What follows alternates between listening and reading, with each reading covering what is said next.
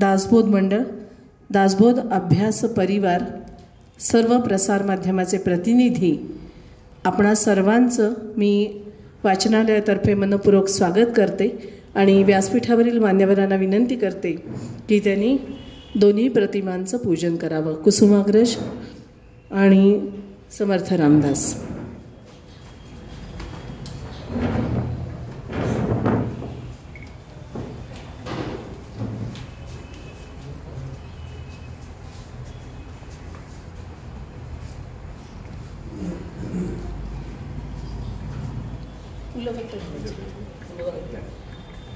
पंखा चालू असला की दिवा शांत.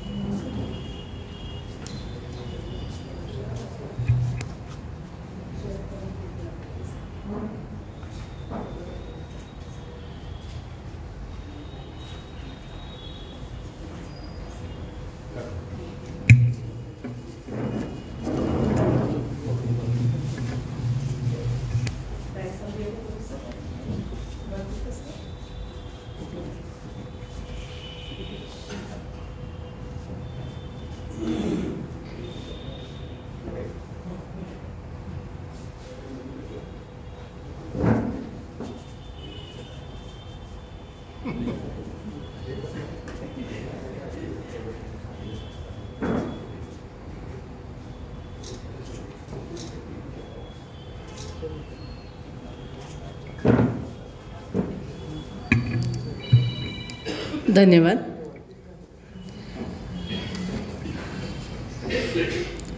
विद्या, वाणी, विचार आणि वृत्ती यावर जर प्रभुत्व मिळवायचं असेल तर समर्थांच्या दासबोधाच्या अभ्यासाशिवाय पर्याय नाही. या समर्थ विचारांचा प्रसार आणि प्रचार करणाऱ्या आजच्या तीनही व्यक्ती व्यासपीठावर उपस्थित आहेत.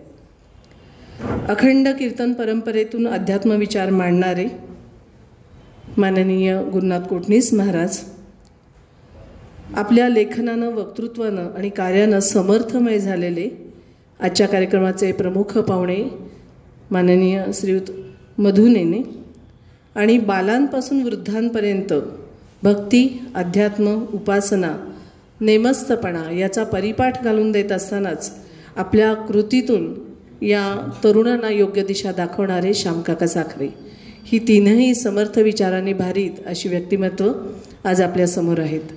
आजच्या कार्यक्रमाचं स्वागत आणि प्रास्ताविक करण्याची विनंती मी कार्यवाह सुहास करंदीकर यांना करते.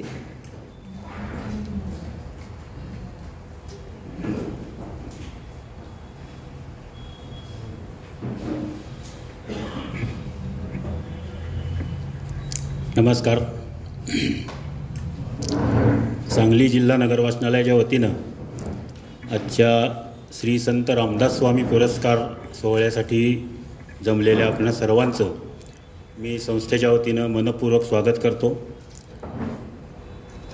आजचा पुरस्कार ज्यांना आपण प्रदान करणार आहोत ते मिरजेचे श्याम रघुनाथ साखरे काका. ज्यांच्या हस्ते आपण पुरस्कार प्रदान करणार आहोत ते वाईचे श्री मधुसूदन नेने आणि सांगलीला सगळ्यांना परिचित असणारे हबप गुरुनाथ कोटणीस महाराज. या तिघांचंही मी संस्थेच्या वतीनं मनपूर्वक स्वागत करतो.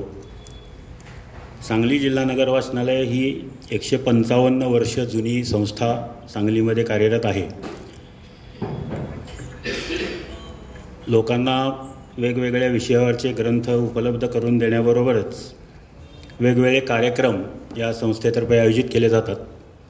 लहान मुलांसाठी वक्तृत्व स्पर्धा, पाठांतर स्पर्धा, समूहगीत स्पर्धा, महिलांसाठी गीत गायन स्पर्धा, अशा विविध स्पर्धा शाळेतल्या मुलांसाठी आपण संस्थेच्या वतीनं वर्षभर आयोजित करत असतो. त्या स्पर्धांसाठी आपल्याला वेगवेगळ्या लोकांनी प्रायोजकत्व दिलेलं आहे. त्याचप्रमाणे पुरस्कार आपण वेगवेगळ्या क्षेत्रामधले संस्थेच्या वतीनं देतो. सामाजिक कार्य करणारी व्यक्ती किंवा संस्था यांना आद्य क्रांतीवीर वासुदेव बळवंत फडके पुरस्कार सांगलीचे नागरिक शरद फडके आणि अन्य देणगीदार यांच्या मदतीनं आपण दरवर्षी देतो. मागच्याच गुरुवारी पिंपरी चिंचवडचे शंकर महाराज सेवा मंडळचे डॉक्टर अविनाश वैद्य यांना आपण तो पुरस्कार प्रदान केला. उत्कृष्ट कथालेखनासाठी दिला जाणारा सांगलीचे सुपुत्र असणारे श्रीदा पानवलकर यांच्या स्मृतिप्रित्यर्थ पानवलकर स्मृती कथा पुरस्कार आपण दरवर्षी सांगली जिल्ह्यातल्या लेखकांना देत असतो. प्रसंगावधान आणि शौर्य दाखवणाऱ्या व्यक्तीस कैलासवासी काभालिमय विक्रम पारितोषिक हे दरवर्षी मेमध्ये संस्थेच्या वतीनं दिलं जातं. असे विविध पुरस्कार, विविध कार्यक्रम ही संस्था वर्षभर आयोजित करत असते. त्याबरोबर वाचनासाठी पण पुस्तकं उपलब्ध करून दिले जातात. संस्थेकडं आज जवळपास 80,000 पुस्तकांचा संग्रह आहे. विश्रामबागमध्ये पण संस्थेनं देवघेव शाखा आठवड्यातून 2 दिवस सुरू केली आहे. विश्रामबागातल्या परिसरातल्या नागरिकांना त्याचा लाभ घेता येईल. आज संत रामदास स्वामी पुरस्कार हा दास नववीच्या आसपास आपण दरवर्षी देत असतो. काल मराठी भाषा गौरव दिन झाला, कुसुमाग्रजांचा जन्मदिन. आजचे आपले जे पाहुणे आहेत ज्यांच्या हस्ते आपण पुरस्कार देणार आहे ते रामदास स्वामी पुरस्कार म्हणजे रामदास स्वामी वाङ्मय आणि मराठी भाषा या दोन्हीवर ते आपले विचार मांडणार आहेत. आज राष्ट्रीय विज्ञान दिन पण आहे. CV रामन यांनी जो रामन इफेक्ट शोधून काढला 28 फेब्रुवारी 1928 रोजी त्याला मान्यता मिळाली आणि 1930 साली रामन यांना नोबेल पारितोषिक मिळालं. तर त्या रामन इफेक्टला मान्यता मिळाल्याच्या गौरवार्थ 28 फेब्रुवारी हा दिवस राष्ट्रीय विज्ञान दिन म्हणून आपण दरवर्षी साजरा करत असतो. सांगायला मला आनंद वाटेल की 22 डिसेंबर 1946 या दिवशी CV रामन यांनी या संस्थेस भेट दिली होती आणि त्यांचा अभिप्राय आपल्याकडे आहे, त्यांची स्वाक्षरी आहे. अशा अनेक थोर व्यक्ती या संस्थेमध्ये येऊन गेलेल्या आहेत. या संस्थेचं नावलौकिक त्यामुळं वाढायला मदत झालेली आहे. तर अशा या संस्थेस आपण सर्व सांगलीकरांचा पाठिंबा असल्यामुळं ही संस्था विविध कार्यक्रम आणि पुस्तकं उपलब्ध करून देण्याबरोबरच वेगवेगळ्या कार्यक्रमाच्या माध्यमातून आपली सांगलीकरांची सांस्कृतिक हे भूक भागवत असते. आजच्या कार्यक्रमासाठी जमलेल्या सर्वांचं पुन्हा एकदा मी मनपूर्वक स्वागत करतो आणि थांबतो. धन्यवाद.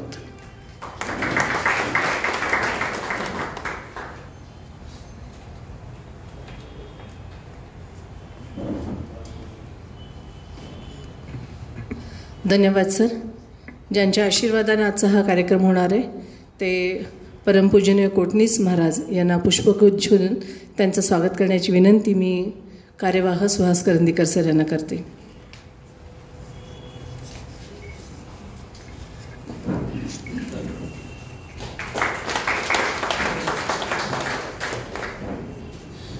ज्यांच्या हस्ते आजचा पुरस्कार वितरण होणार आहे ते आपल्या कार्यक्रमाचे प्रमुख पाहुणे मधु नेने यांचा थोडक्यात परिचय देते मी.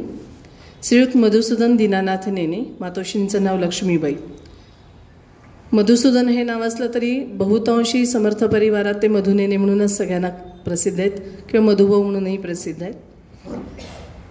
सज्जनगड नासिकाचे ते विद्यमान कार्यकारी संपादक म्हणून कार्यरत आहेत. मूळ गाव त्यांचं वाई अर्बन कोऑपरेटिव्ह बँकेत विविध पदांवर नोकरी करून त्यांनी ऐच्छिक सेवानिवृत्ती घेतली. त्यानंतर बँकेच्या संचालक पदावर सेवक प्रतिनिधी म्हणून त्यांनी 5 वर्ष काम केलं. त्यांचा प्रामुख्याने विषय आहे तो लेखनाशी निगडीत आणि साहित्याशी निगडीत. बँकिंग क्षेत्रातील निगडीत विविध वृत्तपत्र नियतकालिकांमधून त्यांनी त्या विषयावर लेखन केलेले. साप्ताहिक, मासिक, दिवाळी अंक, स्मरणिका यातूनही जवळजवळ 3000हून अधिक लेख त्यांनी लिहिलेले आहेत. विशेषतः रविवार आवृत्तीमधलं स्तंभलेखन ह्याचं विशेषत्वानं आपल्याला नमूद करावं लागेल. 35पेक्षा अधिक पुस्तकांना आणि ग्रंथ यांना प्रस्तावना, कविता लेखसंग्रहाचं संपादनही त्यांनी केलेलं आहे. जानेवारी 2009 पासून सज्जनगड मासिकापत्र या मासिकाशी मधुभाऊ जोडले गेले. पुणे, सातारा, नागपूर, दूरदर्शन, महाराष्ट्र आणि महाराष्ट्राबाहेरही अनेक ठिकाणी व्याख्यानं, चर्चासत्र, संवाद, परिसंवाद यानं ते उपस्थित आहेत आणि त्यांनी अनेक लोकांना, या विचाराच्या लोकांना मार्गदर्शनही केलेलं आहे. त्यांचं साहित्य क्षेत्रातलं योगदान बघता की अशा माणसाला मोठमोठ्या गौरव मिळणं स्वाभाविकच आहे. वाईभूषण, महाराष्ट्र साहित्य परिषदेचा आदर्श साहित्यिक कार्यकर्त्याचा भीमराव कुलकर्णी पुरस्कार त्यांना मिळाला आहे. आदर्श दाम्पत्य ही पुरस्कार त्यांना मिळाला आहे. त्याचप्रमाणे पत्रकारिता, साहित्य, सार्वजनिक कार्य यामध्ये जो 30पेक्षा स्थानिक, जिल्हा आणि राज्य पातळीवरचे पुरस्कार त्यांना प्राप्त आहेत. कारण एवढी मोठी यादी सगळी वाचणं काही शक्य नाही, म्हणून मी वानगी दाखल 1-2-3 उदाहरणं दिली. असं हे बहुआयामी व्यक्तिमत्व आज आपल्याला प्रमुख पाहुणे म्हणून लाभले. मी गुरुनाथ कोटणीस महाराजांना विनंती करते की त्यांनी आजच्या प्रमुख पाहुण्यांना सन्मानित करावं.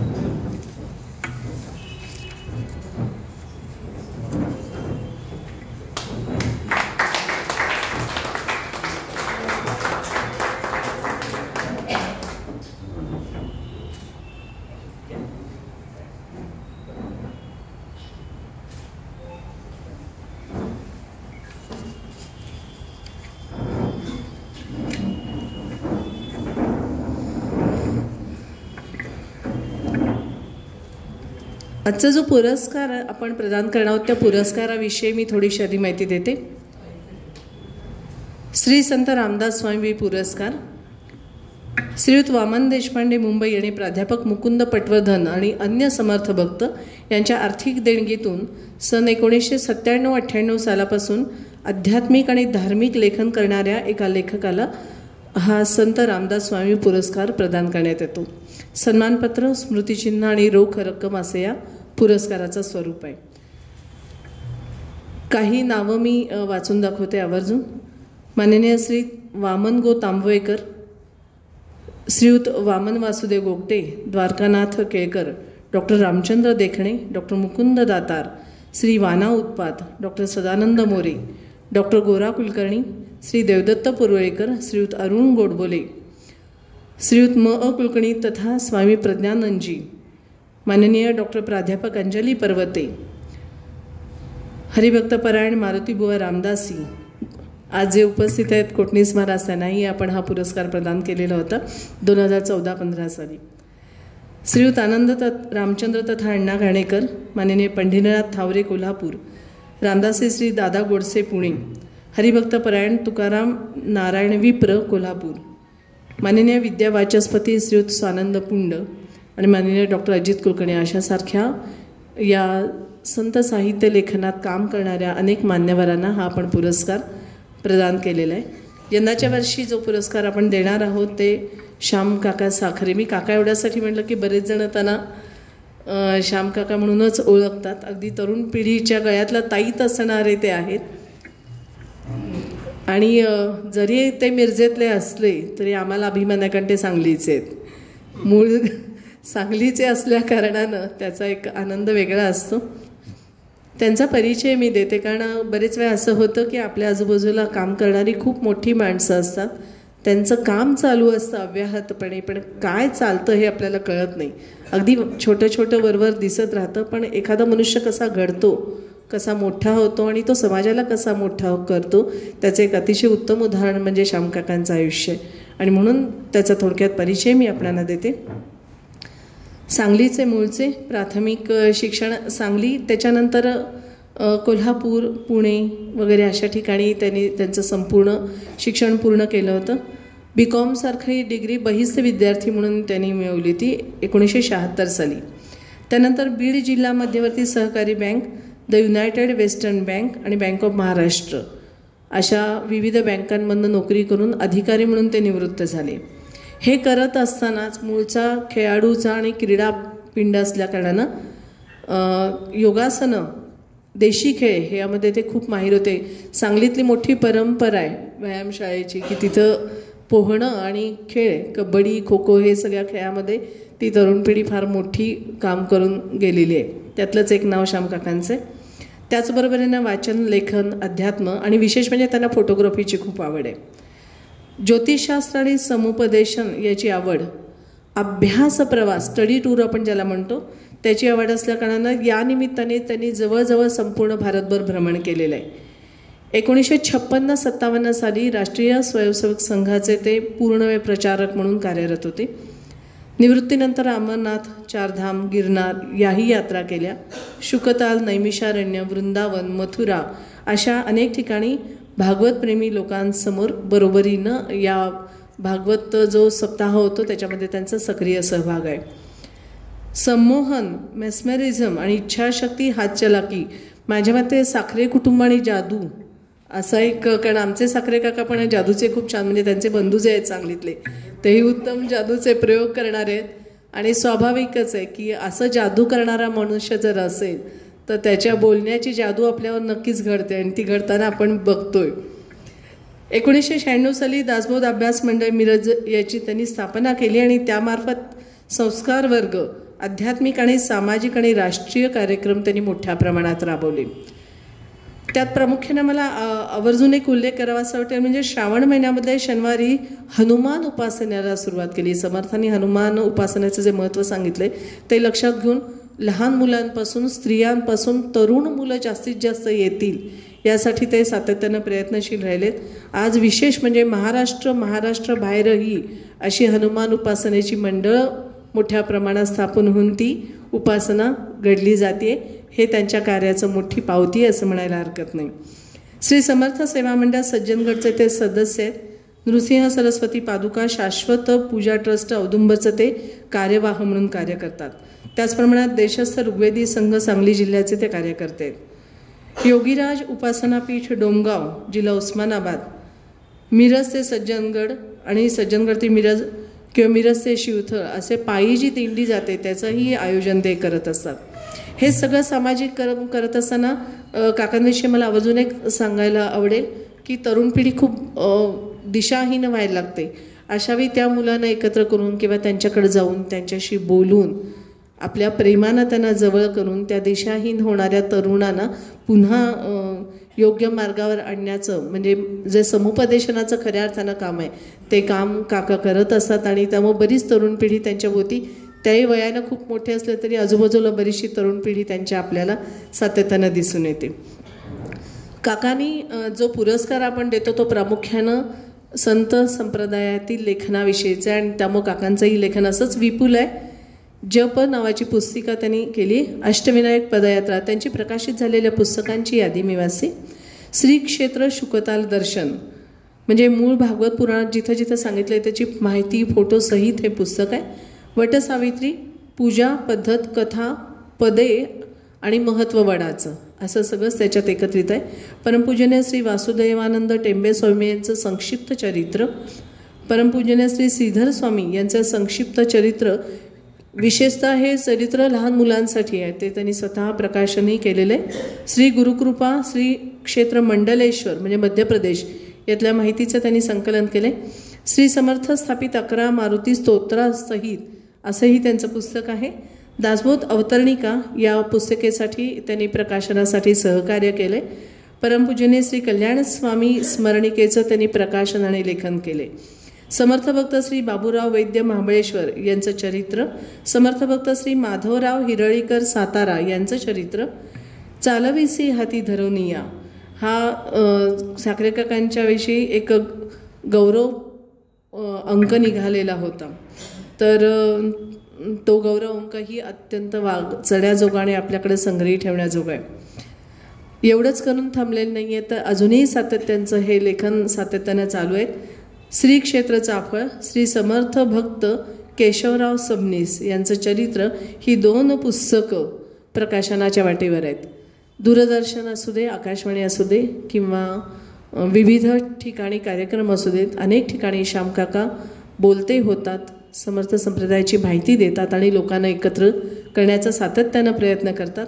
समर्थ विचार तळागाळापासून छोट्या मुलांपासून वृद्धांपर्यंत प्रत्येकाच्या हृदयात जावा यासाठी सातत्यानं प्रयत्नशील असणारं असं आजचे व्यक्तिमत्व, ज्यांना आपण हा श्री संत रामदास स्वामी पुरस्कार प्रदान करणार आहोत. मी आजच्या कार्यक्रमाचे प्रमुख पाहुणे मधुभवनेने यांना विनंती करते आणि आवर्जून श्यामकाकांना आयुष्यभर साथ देणार आहेत त्यांच्या सहचारणीने सुमंत यांनाही मी पुढे बोलवते. या दोघांनाही आपण हा समर्थ रामदास स्वामी पुरस्कार देऊन सन्मानित करावं. सुमनताई, आपण पुढे यावं.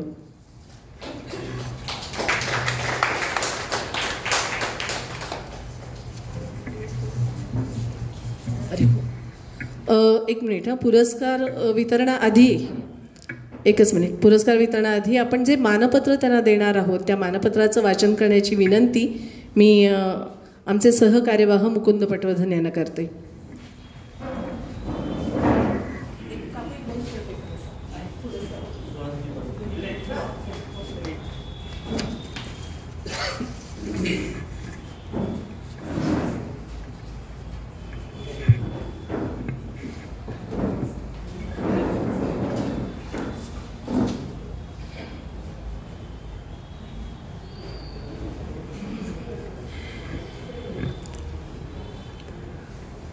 संस्थेच्या वतीनं देण्यात येणाऱ्या मानपत्राचं मी वाचन करतो आहे.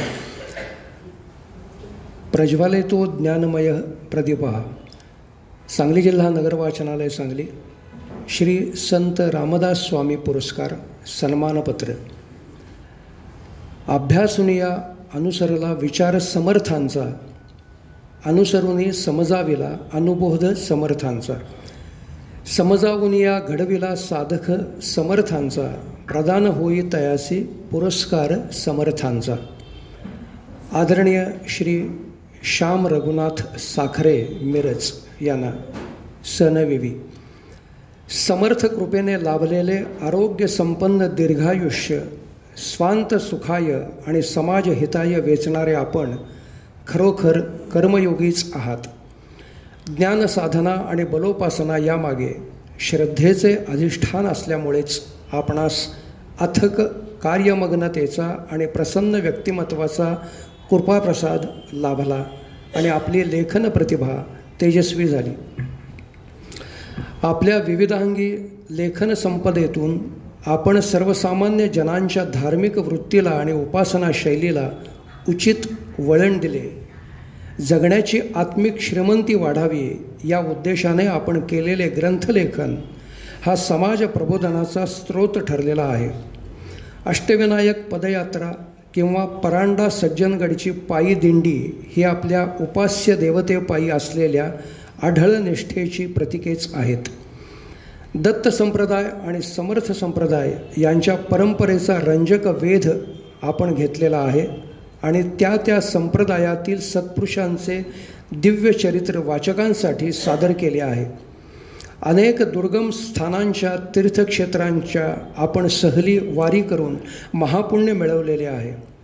खेळ, योग, छायाचित्रण, ज्योतिषविद्या अशा चौफेर विषयांचा आपला व्यासंग विस्मयकारक आहे. आपण विविध व्याख्यानातून आणि उपक्रमातून बहुजनांच्या अध्यात्मवृत्तीला सजग ठेवले आहे. संमोहन, हातचलाखी अशा गूढ शक्तींचीही आपली आवड आणि त्यावरील व्याख्याने, प्रयोग हे आपल्या चतुरस्त्रपणाचे द्योतक आहे. आपल्या प्रकाशित पुस्तकांशिवाय नवीन 20 पुस्तके प्रकाशनाच्या मार्गावरती आहेत. यातून आपला जीवनध्यास दिसतो. सुशिक्षित, सुसंस्कृत, समाजाभिमुख कृतिशीलतेचे आदर्श आपणात दिसतात. समर्थ विचारांचा प्रचार आणि प्रसार आपण भक्तिभावे करीत आहात. या आपल्या विधायक आणि प्रबोधनात्मक कार्यामागे आपल्या पूर्वसुरींचे पुण्य आहे हे स्पष्ट आहे. आपल्या या उत्तुंग उदात्त कार्याची नोंद घेत आमच्या वाचनालयातर्फे दिला जाणारा संत रामदास स्वामी पुरस्कार माननीय श्रीयुत मधु नेने वाई यांच्या हस्ते आपणास प्रदान करताना आम्हाला आगळी धन्यता वाटत आहे. आपणास पुनश्च वंदन, अभिवादन, धन्यवाद. आपले श्रीकांत जोशी अध्यक्ष, श्री सुहास करंदीकर कार्यवाह, सांगली जिल्हा नगर वाचनालय सांगली, फाल्गुन शुद्ध 1 शके 1946, शुक्रवार दिनांक 28 फेब्रुवारी 2025. या मानपत्राचं लेखन केलेलं होतं आमच्या संस्थेचे उपाध्यक्ष श्रीयुत विकास जोशी यांनी.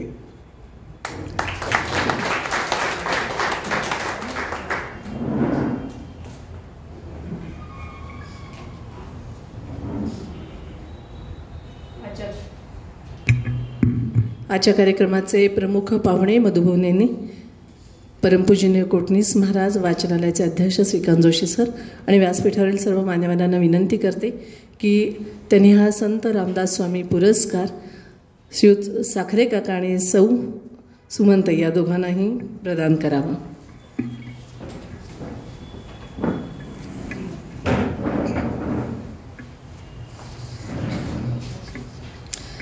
सन्मानपत्र, स्मृतिचिन्ह, रोख रक्कम.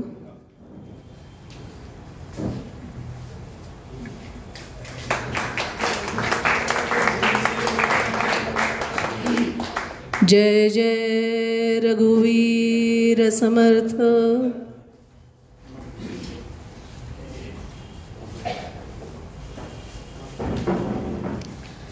ते सन्मान चिन्ह त्यांच्यातर्फे.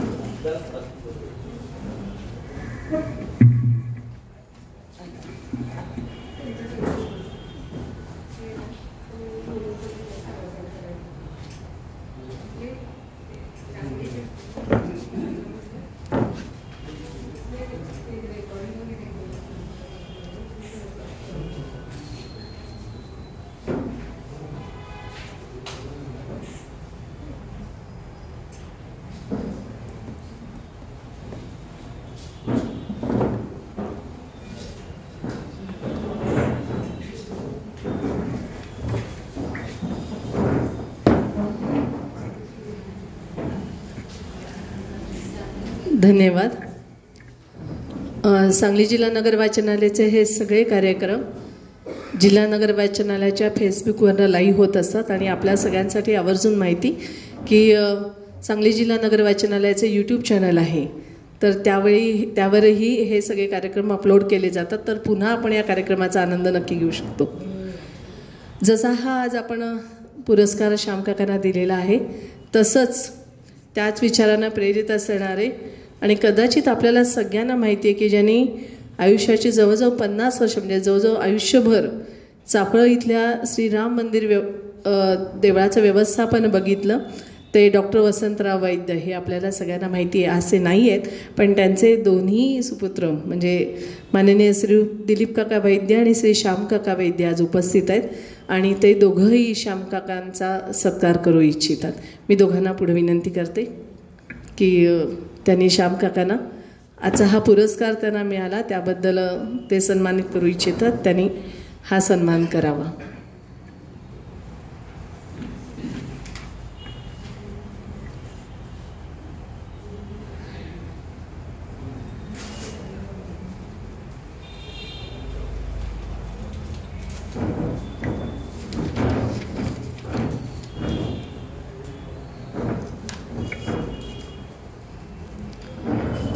डॉक्टर वसंतराव वैद्य हे सज्जनगड मासिकाचे संपादक म्हणूनही कार्यरत होते. याच समर्थ विचार परिवारातील हे दोन्ही बंधू.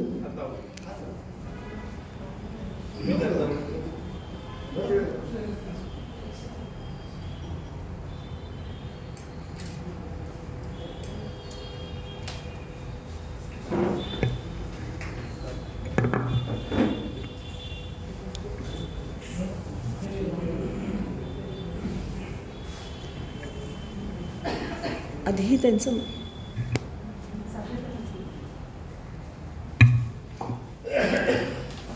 मी श्यामकाकांना विनंती करते की त्यांनी सत्काराला उत्तर द्यावं.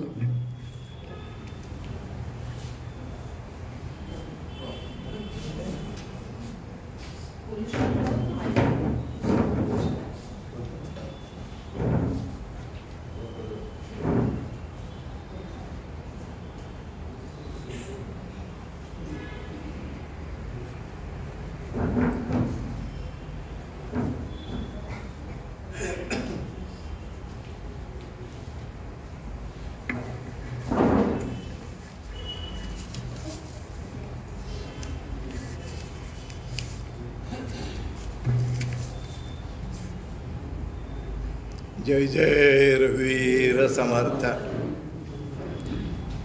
शुका सारिके पूर्ण वैराग्य जाचे, वशिष्ठा परी ज्ञान योगेश्वराचे, कवी वाल्मिका सारिखा मान्य ऐसा, नमस्कार माझा सद्गुरू रामदासा, जय जय रघुवीर समर्थ. व्यासपीठावरील सर्व मान्यवर, सांगली जिल्हा नगर वाचनालय, सर्व पदाधिकारी आणि सेवक वर्ग, आपल्या या आजच्या कार्यक्रमाकरता, सत्कार समारंभाकरता आपण उपस्थित असलेले सगळे श्रोते, या सगळ्यांना मनपूर्वक वंदन करून मी माझे 4 शब्द सांगतोय. आज हा माझा जो संत रामदास स्वामी पुरस्कार माननीय नेने काकांच्या हस्ते मला दिलात आणि तो स्वीकारताना मला अत्यंत आनंद होते की कुठंतरी आपण काम करत असतो आणि हे कार्य आपण कुणाच्या तरी मार्गदर्शनाखाली करत असतो. त्याच्यात गेल्या 50 वर्षापासून माझे परिचित असलेले परमपूज्य गुरुनाथ कोटणीस महाराज आणि समर्थ सेवा मंडळ सज्जनगडचे सगळे पदाधिकारी किंवा सगळे सेवेकरी यांनी मला पूर्ण मार्गदर्शन केलेलं आहे आणि जिथं जिथं मी थांबत असेल तिथं तिथं मला पुढं जाण्याची त्यांनी प्रेरणा दिलेली आहे. आणि त्यामुळं हा कार्यक्रम आपण हे करतो आहे. आणि नेने काकांचा परिचय तर माझा जवळजवळ गेल्या 30 वर्षापासून आहे. कारण ज्या वेळेला मी समर्थांच्या कार्यामध्ये आलो त्यावेळेपासून नेने काकांचा माझा परिचय आहे. आणि त्यांची ती अभ्यासू वृत्ती, काम करण्याची पद्धत आणि एखादं मासिक चालवून ते व्यवस्थितपणानं स्वरूपाला आणणं, हे काम त्यांनी खूप हे केलेलं आहे. आणि ज्या ज्या वेळेला मी फोन करतो त्या वेळेला त्यांचं मला बरोबर अगदी व्यवस्थित मार्गदर्शन होतं. आणि त्यामुळं मला लिखाणाची सवय झाली आहे त्याच्यामुळं. मग 11 मारुतीची माहिती मला त्यांनी मागून घेतली की मला पाठवा, मी मासिकात देणार. आणि अशा पद्धतीनं आमचे हे नातं असं दृढ होत गेलं आहे. आणि आज त्यांच्या हस्ते मला हा पुरस्कार मिळतो आहे म्हणजे मी माझं भाग्य समजतो आहे खरोखर. त्या दृष्टीनं आपण सगळेजण या कार्यक्रमाला आलात त्याबद्दलही मी आपले सगळ्यांचा ऋणी आहे आणि अभ्यासू आहे. 1996 साली दासबोध अभ्यास मंडळाची स्थापना मी 13 लोकांनी केली. त्यावेळेला आमच्या अनुराधाताई मोडक ह्या इथं 3 जिल्ह्याचं काम करत होत्या, सांगली, कोल्हापूर आणि रत्नागिरी. आणि त्यांच्या मार्गदर्शनाखाली, त्यांच्या सहकार्यानं हे काम आम्ही हळूहळू वाढवायची सुरुवात केली. आणि 1996 साली आम्ही आप्पा केळकर, दोहा केळकर हे आपल्या सांगलीमध्ये होते सिटी हायस्कूलला काही दिवस, नंतर इचलकरंजीलाही गेले. आणि त्यांनी नंतर पूर्ण दासबोधाच्या परीक्षांचा अभ्यासक्रम चालू केला. त्याच्यामध्ये आमचे मुरगुडचे देशमुख काका होते, मारुतीबा रामदासी होते. अशा सगळ्यांनी तो अभ्यासक्रम तयार करून शेवटी पूर्ण राबवण्याचं काम आप्पांनी केलं. आणि ज्यावेळेला मी 3 परीक्षा दासबोधाच्या दिल्या आणि सज्जनगडावर मेळाव्याकरता गेलो त्यावेळेला आप्पांनी असं सगळ्यांना आव्हान केलं की प्रत्येक गावामध्ये दासबोध अभ्यास मंडळ स्थापन व्हावं. त्याच्यानंतर सातारचे अरुणराव गोडबोले हे काही दिवस तिथं कार्य करत होते. त्यांनी अशी एक कल्पना मांडली की प्रत्येक जिल्ह्यामध्ये दासबोध अभ्यास मंडळ असावं आणि आपला अभ्यासक्रम चालू करावा. त्या होत असताना त्यावेळेला आम्ही तो एक विषय लक्षात घेतला आणि त्या पद्धतीनं कार्य सुरुवात केलं. याच्यामध्ये आर्थिक बाब यायची, पण मला सांगायला इतका आनंद वाटतो आहे की हे काम आपण करत गेलं की पैशाची कधी अडचण पडत नाही. आज मी 25-30 वर्ष काम करतो आहे, पण आर्थिक बाब कुठं अडली आहे म्हणून असं कधी काम थांबलेलं नाही आहे.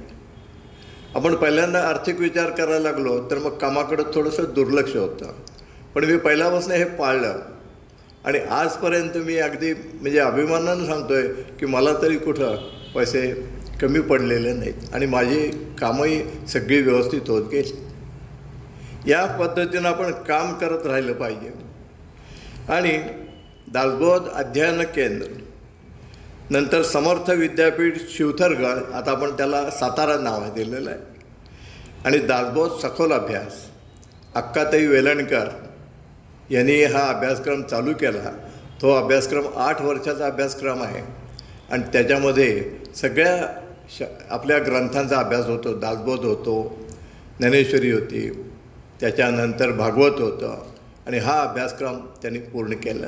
अशा तिन्ही अभ्यासक्रमांचा प्रसार आणि प्रचार आपण मिरजेत करायचं असं ठरवलेलं होतं आणि त्या पद्धतीनं आमचं कार्य चालू झालं.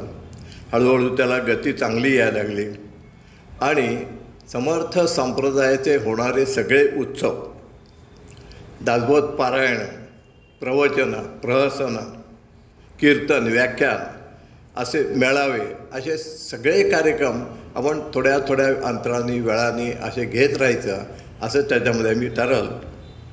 पुढं समर्थांच्या पदस्पर्शानं जे पुनीत झालेली गावं, सज्जनगड आहे, चाफळ आहे, जाम आहे आणि मठ आहेत समर्थांचे मठ आज जवळजवळ 600 मठ आपल्याला सापडलेले आहेत. 1100 समर्थांनी मठ स्थापन केलेले आहेत. त्यातले 600 मठांचा आपल्याला आता शोध लागलेला आहे आणि त्या पद्धतीनं त्या मठांना काही भेटी देणं आणि अशा सहली काढणं, शिवथरगड, कन्हेरी, मिरज आपला वेणास्वामींचा मठ, याचा सगळ्यांचा अभ्यास करून आपल्याला जास्तीत जास्त लोकांच्यापर्यंत हे पोचवावं हा एक उद्देश आम्ही पुढे ठेवला. आणि लहान मुलांचे संस्कार वर्ग, मिरजेमध्ये त्यावेळेला आमचे 5 संस्कार वर्ग चालू होते. आता त्यातले 1, 2 किंवा 3 बंद झालेले आहेत. काय आहे, ह्या मोबाईलमुळं, टी व्हीमुळं जेवढी यावी तेवढी मुलं यायला हे नाहीत आणि याच्यामध्ये पैसा येतो पण मनुष्यबळ कमी पडतं जाताना, त्यामुळं काही ठिकाणी बंद पडलेलं आहे.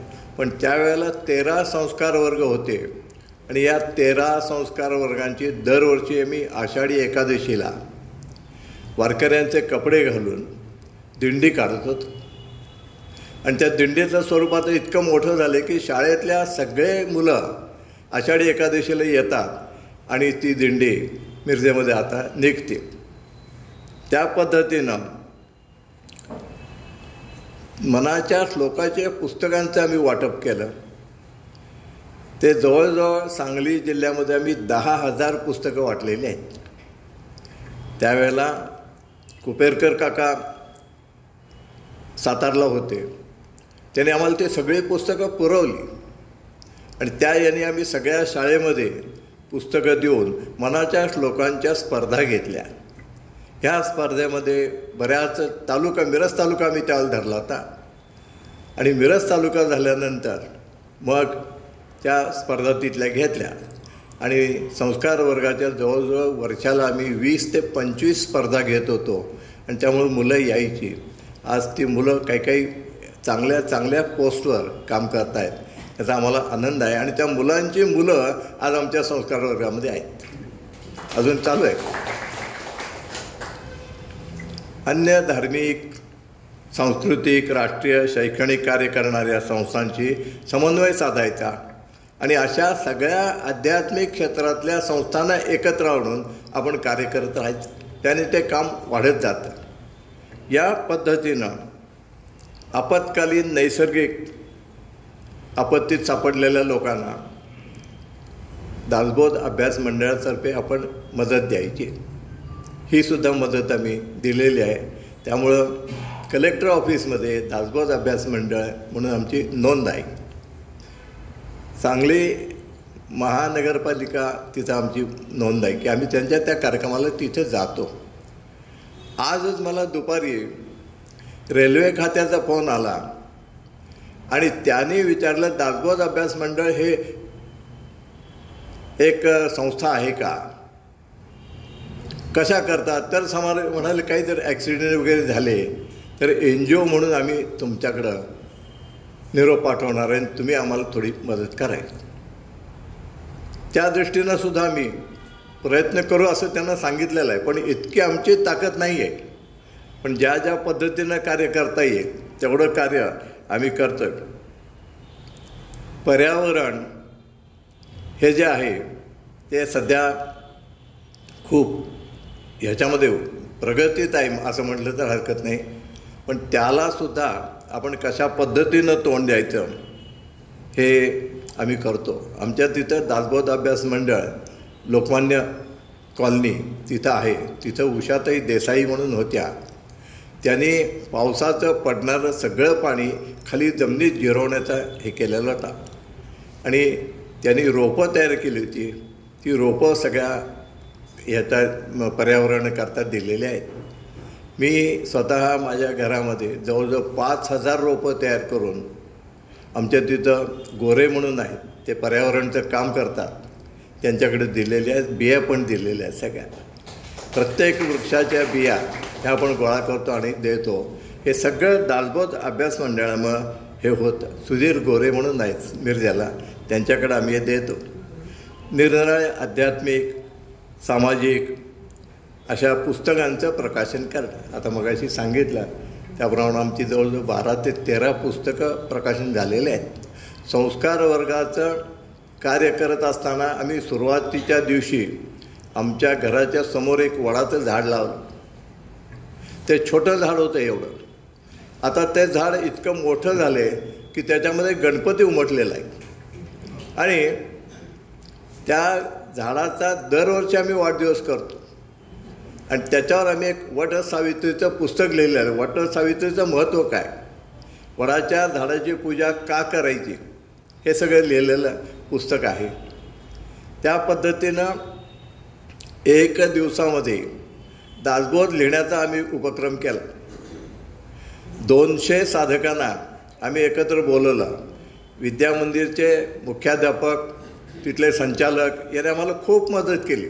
त्यांनी सवनशाळा आम्हाला दिलेली होती. त्या दिवशी 20 वर्ग आम्ही शाळेचे घेतले आणि प्रत्येक वर्गामध्ये एक दशकाचे असे 20 लोक बसवले आणि त्या पद्धतीनं सकाळी आम्ही सगळ्यांना चहा नाश्ता दिला आणि 10 वाजता आम्ही दासबोध लिहायला सुरुवात केला. 12-12:30पर्यंत दासबोध लिहून पूर्ण झाला. त्यावेळेला आम्ही ते बाइंडिंग करायला दिला आणि बाकीच्या लोकांना विश्रांती आणि भोजन एवढंही केलं. संध्याकाळी आम्ही ते बाइंडिंग करून आल्यानंतर महाराजांना बोलवलं गुरु कोटणीसना आणि त्यांच्या हस्ते प्रकाशन केलं. त्याला संध्याकाळी आम्ही ज्यावेळेला हिशोब केला त्यावेळेला 37,000 रुपये खर्च झालेला होता आणि नंतर आमच्याकडे किती पैसे आले ते बघितलं तर 37,500 रुपये आलेले होते.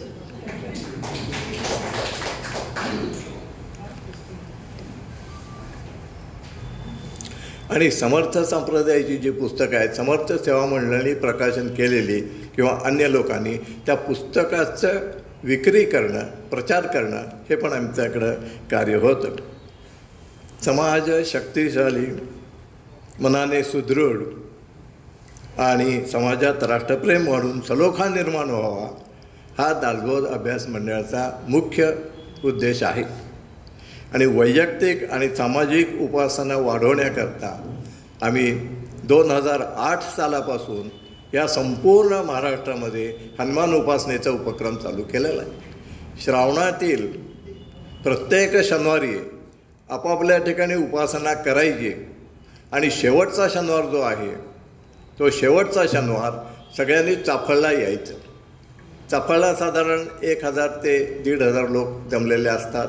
तिथं ती उपासना होती आणि आता पूर्ण महाराष्ट्रामध्ये आम्ही महाराष्ट्राचे 6 भाग केलेले आहेत. उत्तर महाराष्ट्र, पश्चिम महाराष्ट्र, विदर्भ, कोकण अशा पद्धतीनं आणि प्रत्येकाला एक संयोजक नेमलेले आहेत. त्यांनी त्या भागामध्ये ते उपक्रम करतात. तर हा उपक्रम आमचा व्यवस्थित चाललेला आहे. 15 ऑगस्ट आणि 26 जानेवारी या दिवशी आम्ही मिरज शहरातला एक रस्ता स्वच्छ करत होतो आणि झेंडावंदन, राष्ट्रप्रेम निर्माण होण्याकरता झेंडावंदन करावं म्हणून आम्ही खरे वाचनालय इथं झेंडावंदन चालू केलं. पहिल्या वर्षी आम्ही दोघंच होतो, पण मी त्यांना सांगितलं जर उपक्रम चालू केला तर बंद पडू द्यायचं नाही. आणि आता तो उपक्रम खरे वाचनालय हे राबवतात आणि जवळजवळ 150 ते 200 लोक त्या ठिकाणी असतात. या पद्धतीनं, अशा पद्धतीनं थोडं आमचं कार्यक्रम चालू आहे. आणि ह्या सगळ्या कार्यक्रमाला मला समर्थ सेवा मंडळ सज्जनगड यांचं मार्गदर्शन आहे, सहकार्य आहे. आणि गुरुनाथ कोटणीस महाराजांचे मला हे आहे की प्रत्येक गोष्ट मी तिथं जाऊन सांगतो, आम्ही असं करतो, आम्ही असं करतो. त्यांनी आजपर्यंत आम्हाला कधी नाही म्हणून सांगितलेलं नाही. त्यामुळं कार्य करायला उत्साह येतो. या पद्धतीनं हे आमचं कार्य आत्तापर्यंत चालू आहे. आणि सांगली नगर जिल्हा वाचनालय यांचा सहवास जो आहे मला, म्हणजे आज मला पुरस्कार घेताना जो आनंद होतो आहे हा 1945 सालापासून आहे. त्यावेळेला हे स्वरूप नव्हतं लायब्ररीचं. पुढं 3 कमानी अशा पुढच्या बाजूला, या बाजूला 1 कमान, या बाजूला 5 कमानी आणि पुढं सगळं मोकळं पटांगण होतं. 2 बाजूला 2 नारळाची झाडं होती आणि या बाजूला आंब्याची झाडं होती. माझे वडील इथं मामलेदार कचेरीत मेरे त्यावेळेला संस्थान होतं, सांगली संस्थान, त्यावेळेला इथं कामाला होते. आणि त्यामुळं मला वडिलांनी 1 नंबर शाळेमध्ये घातलं होतं. रोज सकाळी 11 वाजता त्यांच्यावर यायचं, शाळेत जायचं, संध्याकाळी शाळा सुटली की वडिलांच्या ऑफिसमध्ये जायचं आणि तिथं त्यांना वेळ असला की इथं येऊन लायब्ररीत बसायचं. मग ते आंबे गोळा करणं, बाहेर येऊन बसणं, त्या गाड्या बघत बसणं, हे काम होतं. आणि मग हळूहळू मला आत आल्यानंतर मला वाचनाची सवय लागली. त्यामुळं माझं आत्ता जे काय हे आहे हे सगळं सांगली नगर वाचनालयामुळं आहे.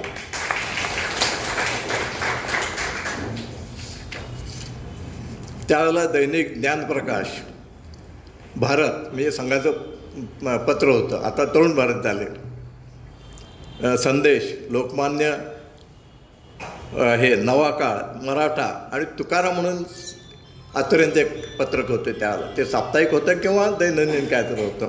त्या पद्धतीनं हे सगळं मी येऊन त्या लायब्ररीत हळूहळू वाचत बसत होतो.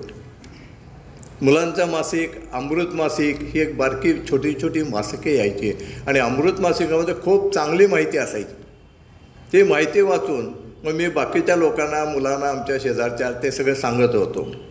या पद्धतीनं इथं सांगलीला कानिटकर टेलर्स म्हणून होते, त्यांच्याकडं ज्ञानप्रकाशची एजन्सी होती आणि माझा मोठा भाऊ ज्ञानप्रकाश वितरण करत होता. मग काही वेळेला लायब्ररीमध्ये अंक द्यायचे असायचे, त्यावेळेस घरातनं मी यायचो आणि इथं अंक आणून ते ज्ञानप्रकाश देत होतो. वाचनालयामध्ये इथं दरवर्षी कोजागिरीचा कार्यक्रम व्हायचा. हे जे मोकळं पटांगण होतं त्याच्यामध्ये मोठी शेगडी ठेवलेली असायची, त्याच्यावर दुधाचं पातेलं ठेवलेलं असायचं आणि रात्री चंद्राचा प्रकाश त्या दुधामध्ये पडल्यावर सगळेजण दूध घ्यायचे आणि ते दूध 1 पेला 1 कप असं नव्हतं, भरपूर द्यायची त्यात. त्यामुळं वडिलांच्या बरोबर मी कोजागिरीला इथं लायब्ररीत येत होतो. तसंच दिवाळीमध्ये हे वहीपूजन व्हायचं आणि लक्ष्मीपूजनसारखे त्या पुस्तकांची पूजा व्हायची, ती पहाटे व्हायची.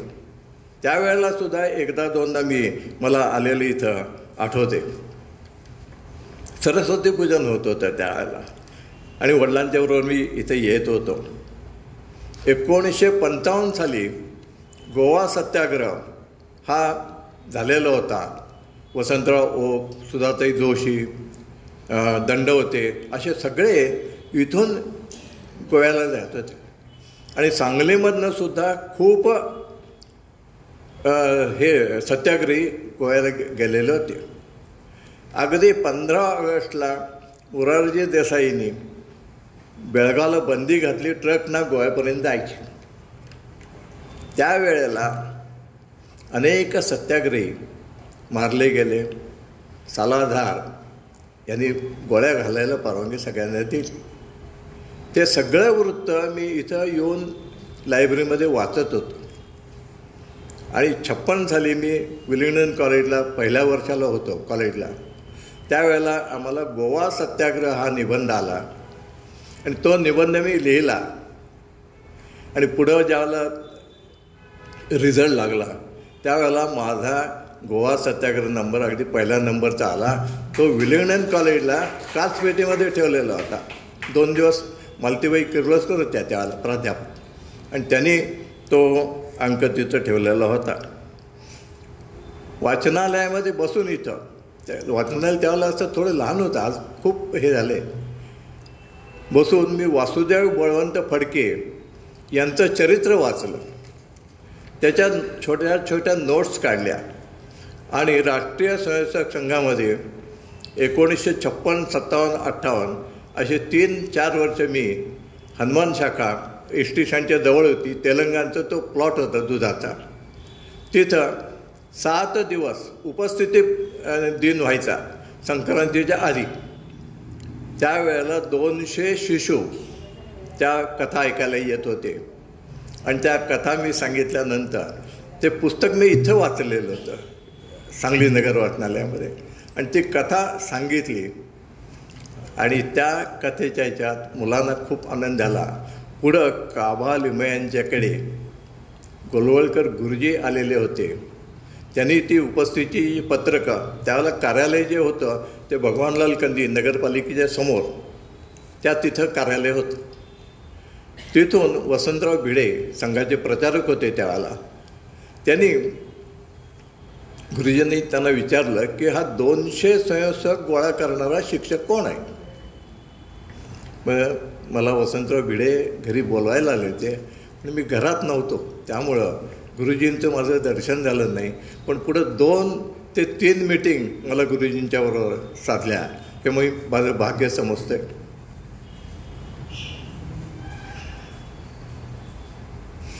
त्यानंतर मला वसंतराव भिडेंनी, आमचे बाबा पोद्दार होते इथं, त्यांनी तुम्ही लायब्ररीत जाताय तर संघाच्या संदर्भात ज्या ज्या गोष्टी येतील कुठल्याही पेपरमध्ये, पेपरचं नाव आणि ती बातमी तेवढी उतरवायची आणि लिहून घेऊन यायची, हे काम दिलेलं होतं. आणि ते काम मी बरेच दिवस करत होतो. नंतर नोकरीच्या निमित्तानं मला बाहेर जायला लागलं. याच्यात सगळ्या बातम्या, पेपरची वृत्त सगळी अभ्यास करत असल्यामुळं एक मला वावटळ नावाचं मी एक वृत्तपत्र संघाच्या शिबिरामध्ये काही वेळेला करमणुकीचे कार्यक्रम व्हायचे, विविध गुणदर्शन. त्यावेळेला वावटळ नावाचं पत्रक मी काढून त्यातनं फिशपांड, आपण त्याला हे म्हणतो मराठीमध्ये, हां, तर त्या पद्धतीनं ते करत होतो. तर त्याच्यामध्ये त्या फिशपांडच्या कार्यक्रमामध्ये मला सगळ्यात चांगले मार्क मिळालेले होते. ह्या इथल्या लायब्ररीत बसल्यानंतर सगळं मला हे साध्य झालं. आणि या सगळ्या माझ्या कार्यक्रमामध्ये आत्तापर्यंतच्या माझ्या मुली आणि माझी पत्नी यांनी खूप छान साथ दिलेली. आणि याचा हा वारसा माझ्या धाकट्या मुलींनी पुढं चालवलेला आहे. आज ती पुण्याला चिंचवडला आहे. ती रामायण सांगते, त्याच्यानंतर क्रांतिकारकांच्या सगळ्या कथा सांगते आणि तिने योगासनाचे वर्ग चालू केलेले आहेत. अशा पद्धतीनं ती ह्याला डिप्लोमा इंजिनियर आहे, पण तो जॉब तिने सोडला आणि पूर्ण वेळ याच्यामध्ये दिलेला आहे. त्यामुळं हे काम माझं हळूहळू पुढं चालू आहे. आज मला इथं माझ्या या कार्यक्रमामध्ये अनुराधाताई मोडक, गुरुनाथ कोटणीस महाराज, योगेश रामदासी, जनार्दन लिमये, करंदीकर काका आहेत, तर ते जगदीश देवधर, अगदी योगायोगाने त्यांनी हा कार्यक्रम घडवून आणला. अशाबद्दल मी कृतज्ञता व्यक्त करतो. सांगली नगर वाचनालयाबद्दल मी कृतज्ञता व्यक्त करतो. आणि मी ह्याला वाचनालयाला माझ्या वडिलांच्या स्मरणार्थ 11,000 रुपयाची देणगी देतो.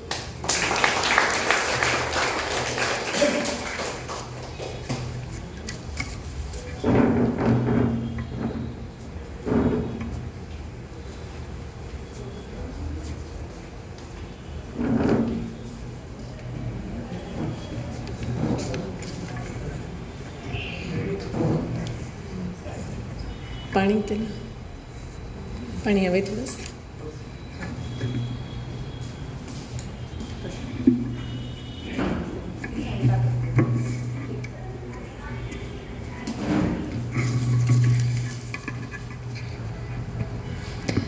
ज्या वास्तूत आपण बसलोय त्या वास्तूच्या इतिहासातले सुवर्ण क्षण काकांकडून ऐकत असताना मलाही भरून आलं. कारण आपण जिथं काम करतो, जिथं माझंही बालपण इथं या वरच्या खोलीमध्ये गेले, तिथं आई जबरदस्तीनं आणायची. त्यावेळी वाटायचं नाही काही, म्हणजे आई जबरदस्ती करते असं वाटायचं. पण नाळ जोडली जाते एखाद्या संस्थेशी आणि मग आपण त्या संस्थेत एकरूप होतो. आज इतके वर्ष झाली काका वेगवेगळ्या क्षेत्रात काम करत आहेत, मिरजेत राहत आहेत. पण मला खूप आनंद वाटला की आमच्या वाचनालयाच्या अनेक सुंदर आठवणी तुम्ही आज या निमित्तानं जागा केल्यात.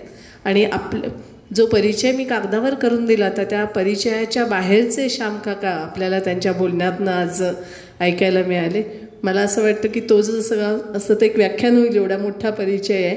तुम्ही जे अध्यात्माबरोबर सामाजिक भान जपणारं कार्य करत आहात ते खरंच स्तुत्य आहे आणि मनापासून शुभेच्छा त्याला. यानंतर ज्यांचे विचार ऐकण्यासाठी आपण काकांप्रमाणेच उत्सुक आहोत ते आजच्या कार्यक्रमाचे प्रमुख पाहुणे श्रीयुत मधु काकाने यांना विनंती करते की त्यांनी मराठी भाषा गौरव दिन आणि समर्थ विचार याविषयी आपलं मनोगत व्यक्त करावं. तुम्हाला कागद लागली तर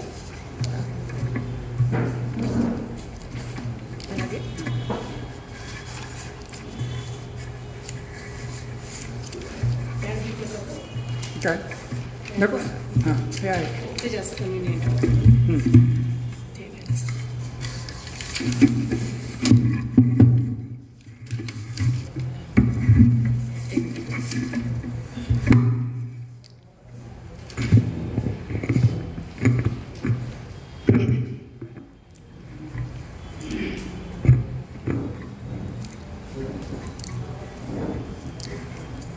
आदरणीय गुरुनाथ महाराज कोटणीस, आजचे सत्कार मूर्ती शामराव साखरे आणि साखरे वहिनी,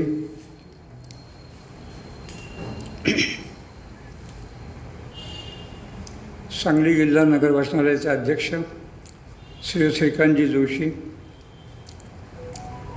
चिटणीस श्री सुहासराव करंदीकर, ज्यांनी सन्मानपत्राचं सुरेख वाचन केलं ते मुकुंदराव पटवर्धन, ज्या इथं सूत्रचारण करतायत आणि लगेच लांब जाऊन बसत आहेत, त्यांनी खरं म्हणजे इथं बसायला हरकत नाही इकडे जाऊन, त्या शुभदाताई पाटणकर आणि आपण सर्व शामरावांच्या आणि वाचनालयाच्या प्रेमाखातर जमलेले सांगलीकर नागरिक बंधू आणि भगिनींनो,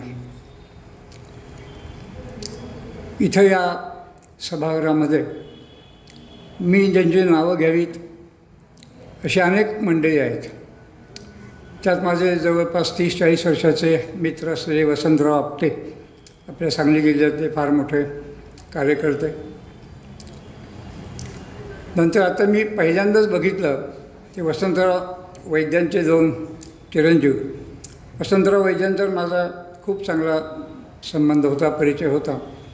चाफळला मी अनेक वेळा जायचो आणि त्यावेळी ते प्रवचन करत बसलेले असायचे आणि तिथं अतिशय गोड आवाजामध्ये लोकांशी तितकं सुंदर संपर्क साधायचा. त्यांच्यावरून ही दोन्ही त्यांची चिरंजीव तसेच असतील याची मला खात्री आहे, कारण वसंतरावांना मी फार जवळून ओळखत होतो. हा जिथं आत्ता यापूर्वी ज्यांना हा समर्थ रामदास पुरस्कार दिला त्यांची यादी वाचून दाखवली तर ते 1-2 अपवाद वगळता सगळे लोक माझ्या चांगल्या ओळखीचे होते. 2च मंडळी त्यात नावाशी आहेत की ज्यांचं नाव मी ऐकलं आहे, पण त्यांचा फारसा माझा परिचय कधी झाला नाही. बाकी सगळी मंडळी खरोखर इतकी मोठी आहेत आणि त्यांचा योग्य तो सन्मान आपण इथं करत आहात. आणि ज्यांनी हा सन्मान सुरू केला समर्थ रामदासाच्या नावानं, ते वामन देशपांडे हे माझे अतिशय जवळचे मित्र अजूनही आहेत. ते सांगली भागातलेच आहेत, आपल्या सर्वांना माहिती असेल. ते रिझर्व्ह बँकेमध्ये फार मोठे अधिकारी होते आणि आता निवृत्तीनंतर ते डोंबिवलीला राहतात. आणि एक वैशिष्ट्य सांगायचं वामनराव देशपांडेंचं, की त्यांच्या डोंबिवलीच्या घरात मी गेलो होतो. डोंबिवलीसारख्या ठिकाणी गजबजलेल्या ठिकाणी त्यांचं घर आहे आणि त्या घराला दारं खिडक्या असून सगळे उघडे असतात. त्यांच्याकडे हजारो पुस्तकांचा संग्रह आहे, पण कधीही तिथलं काहीही गेलं नाही, पैसे गेले नाहीत, काही गेलं नाही. अजूनही मी 2-4 वेळा त्या ठिकाणी जाऊन आलो. ते इतका मोठा माणूस, आपल्याला ते उत्तम लिहितात. आणि दासबोधाचा भाषांतर आपलं संपादन फार चांगलं केलं आहे. दासबोधाचं अर्थ फार सुंदर सांगितला आहे. तर तेव्हा त्यांना 25-30 वर्षापूर्वी प्रेरणा व्हावी आणि समर्थांच्या नावानं त्यांनी हा पुरस्कार द्यावा आणि त्यांची माझी चांगली ओळख असावी. हे सगळ्या दैवयोगाच्या गोष्टी असतात, योगायोगाच्या गोष्टी असतात. त्यामुळे इथं आल्यावर मला परकेपणा असा वाटलाच नाही. सगळीच मंडळी ही आपल्यातलीच आहेत. आणि त्यामुळं जे थोडंसं दडपण आलं होतं की गुरुनाथ महाराज कोटणीस आमच्या मंडळाचे पण अध्यक्ष आहेत आणि सांगली परिसरामध्ये तर कोटणीस महाराजांच्याबद्दल मी काही बोलणं हे उचित होणार नाही. एवढं त्यांचं 125 वर्ष एखादी परंपरा चालवणं म्हणजे काय. आपल्याला दुसऱ्या वर्षी एखादा कार्यक्रम केला की पुढच्या दुसऱ्या वर्षी तो करू नये असं वाटतं, कोणीकडनं ते घेतलं असं वाटतं. 4-4 पिढ्या कार्यक्रम करतायत आणि तो चांगल्या पद्धतीने करतायत. लोकांची त्यांना साथ मिळते, वर्षाचा एक उत्तम उत्सव करतात आणि संपूर्ण महाराष्ट्रातून महाराष्ट्राच्या बाहेरचे सुद्धा अनेक नामवंत कीर्तनकार, प्रवचनकार, वक्ते, कलाकार, गायक हे इथं आणतात. त्यामुळे सांगलीकरांना त्यांचा लाभ होतो. असे ते स्वतः उत्तम प्रवचनकार आहेत, जबरदस्त पाठांतर आहे आणि त्यांची सांगण्याची पद्धती आपल्या सगळ्यांना माहिती आहे की एकात एक गुंफून ती कडी केल्यासारखी एक ओळी एका ओळीच्या पाठोपाठ दुसरी ओळी, दुसऱ्या ओळीच्या पाठोपाठ तिसरी ओळी आणि ती एकाच कवीची नव्हे. तर ज्ञानेश्वर, त्यानंतर तुकाराम, नंतर नामदेव, त्याला काय म्हणले, असं सगळं इतकं सुंदर अशा पद्धतीनं ते सांगतात की ते ऐकत राहावं. आणि तो विषय असा मस्तपैकी आपल्याला खुलून जातो. आणि त्यांच्यासारख्या महानुभावांच्या समोर इथं बोलायचं. ज्यावेळी मला करंदीकरांचा फोन आला त्यावेळी मी म्हटलं, मी साखरे काकांचं नाव तुम्ही सांगितलं आहे, मी कार्यक्रमाला निश्चित येईन, पण मी त्यांच्यापेक्षा वयानं लहान आहे, अनुभवानं खूप लहान आहे आणि त्यामुळं मी काही या कार्यक्रमाचं अध्यक्षस्थान किंवा ते माझ्या हस्ते सत्कार व्हावा एवढी माझी योग्यता नाही आहे. कोटणीस महाराज तर तिथं आहेतच आणि त्यांचे साखरे साहेबांचे खूप चांगले संबंध आहेत, तर तुम्ही त्यांना बोलवा. मग त्यांनी मला लगेच उलट असं उत्तर दिलं, मी चांगल्या अर्थानं उलट उत्तर म्हणतो आहे. ते असं म्हणाले की कोटणीस महाराजांनीच तुमचं नाव सुचवलं आहे. मग माझा आवाज बंद झाला आणि कोटणीस महाराजांच्या आज्ञेला नाही म्हणायचं ती एक प्रकारे देवाज्ञाच पुन्हा चांगल्या अर्थानं अशी म्हणावी लागेल. तेव्हा अशा सगळ्या ह्याच्यातून मी आज इथं आलो आहे. इथं सगळं बोलताना आत्ता ताईंनी सांगितलं की सांगली नगर वाचनालयाचे संबंध अनेकांचा आला वगैरे, माझासुद्धा असा लांबून आलेला आहे. माझी एक वहिनी निर्मला नेने, ती माझ्या चुलत भावाची बायको, ती इथं बरीच वर्ष कामाला होती, जुन्या लोकांना कदाचित माहिती असेल. त्यामुळे ती असताना मी इथं वाचनालयामध्ये बरेच वेळा आलो आहे, इथं कार्यक्रमसुद्धा बरेच वेळा आलेलो आहे. आणि मी सांगली जिल्ह्याचं जावई पण आहे. माझी पत्नी मिरजेची आहे, त्यामुळे सांगलीचं माझं नातं काही फार दूरचं आहे असं नाही, जवळचं नातं आहे. तेव्हा या सगळ्या नातेसंबंधातून मी या ठिकाणी आलेलो आहे. विषय सांगितला आहे तो इतका प्रचंड मोठा आहे आणि वेळेचं इतकं प्रचंड बंधन आहे की तो विषय कसा सांगायचा, कशा पद्धतीनं सांगायचा, हा माझ्यापुढे फार मोठा प्रश्न पडला आहे. पण तरीसुद्धा थोडासा मला जेवढं जमेल, झेपेल त्या मानानं मी या विषयाला सुरुवात करतो आहे. प्रथमतः आपणा सर्वांचं मनापासून मी कौतुक करतो, स्वागत करतो की आज तिकडं मला वाटतं मॅच बीच काही नाही आहे ना टी व्हीवर, का उद्या आहे न्यूझीलंड वगैरे काय तरी आपण सगळेजण इथं आलेले आहात आणि अशा कार्यक्रमांना एवढी उपस्थिती ही सुद्धा खूप महत्त्वाची आहे. कारण इथं सगळं आता जागतिक मराठी दिवस कालच झाला भारत, त्यावर शब्द इंग्रजी वापरू नये असं वाटतं, पण क्रीम ऑफ द सोसायटी असे सगळे इथे समाजातली सगळी मंडळी इथं तुम्ही आहात. तर हा विषय असा आहे की कालच 27 तारीख झाली. हे 4 दिवस इतके महत्त्वाचे आहेत. 26 तारखेला सावरकरांची पुण्यतिथी झाली. 27 तारखेला काल कुसुमाग्रजांची पुण्यतिथी झाली, जयंती झाली. आणि तो दिवस आपण मराठी भाषा गौरव दिवस म्हणून गेली काही वर्ष म्हणजे कुसुमाग्रज गेल्यानंतर साजरा करतो आहे. आणि आजचा दिवस हा विज्ञान दिन आहे, शुभदाने पाटणकरने सांगितलं. आणि या तिन्ही दिवसांचा एकमेकांच्या आणि रामदास पुरस्कारच दिला जातो आहे. या चारही गोष्टींचा एकमेकांशी फार जवळचा असा संबंध आहे. तर पहिल्यांदा म्हणजे सावरकरांची पुण्यतिथी 26 फेब्रुवारीला झाली. तर सावरकर आणि विज्ञान हा तर फार जवळचा विषय आहे. सावरकर हे प्रखर विज्ञानवादी होते. सावरकर आपल्या सर्वांना आवडतात, पण सावरकरांचे विचार करण्याची वैचारिक ताकद आपल्यामध्ये कोणामध्ये असत नाही. पत्नी गेलेली आहे, मृतदेह तिचा आहे आणि तो अंत्ययात्रेसाठी अंत्यसंस्कारासाठी उचलायला मंडळी आली. कुणीतरी त्यांना सांगितलं की तात्या तुम्ही माईंचं म्हणजे यमुनाताईंचं शेवटचं दर्शन घ्या. तात्या काय म्हणाले असतील, अजूनसुद्धा ते ऐकलं किंवा वाचलं. ते म्हणाले की आता ती गेलेली आहे, आता त्याच्यात अर्थ नाही, दगड झालेला आहे आणि दगडाचं काय दर्शन घ्यायचं. ही ताकद आपल्यासारख्या आपण जरी स्वतःला विज्ञानवादी जरी समजलो की तरी तशी ताकद त्यांची होणार नाही. अशी उत्तुंग व्यक्तिमत्व आपल्याकडे होऊन गेलेली आहे. आणि त्यांनी विज्ञानाचा इतका जबरदस्त असा पुरस्कार केला की ज्या काळामध्ये वेद कपाटात ठेवून द्या असं सांगण्याचं धारिष्ट्य कुणाचंही झालं नसतं. ती शोभेच्या वस्तू म्हणून त्या सगळ्या जुन्या वस्तू ठेवून द्या असं स्पष्ट सांगितलं. म्हणून सावरकर आपल्याला पटले तरी सावरकर पचणं हे अतिशय अवघड काम आहे. त्या सावरकरांना या निमित्तानं अभिवादन. आणि समर्थ रामदास स्वामी आणि सावरकर हेही फार जवळचं नातं होतं.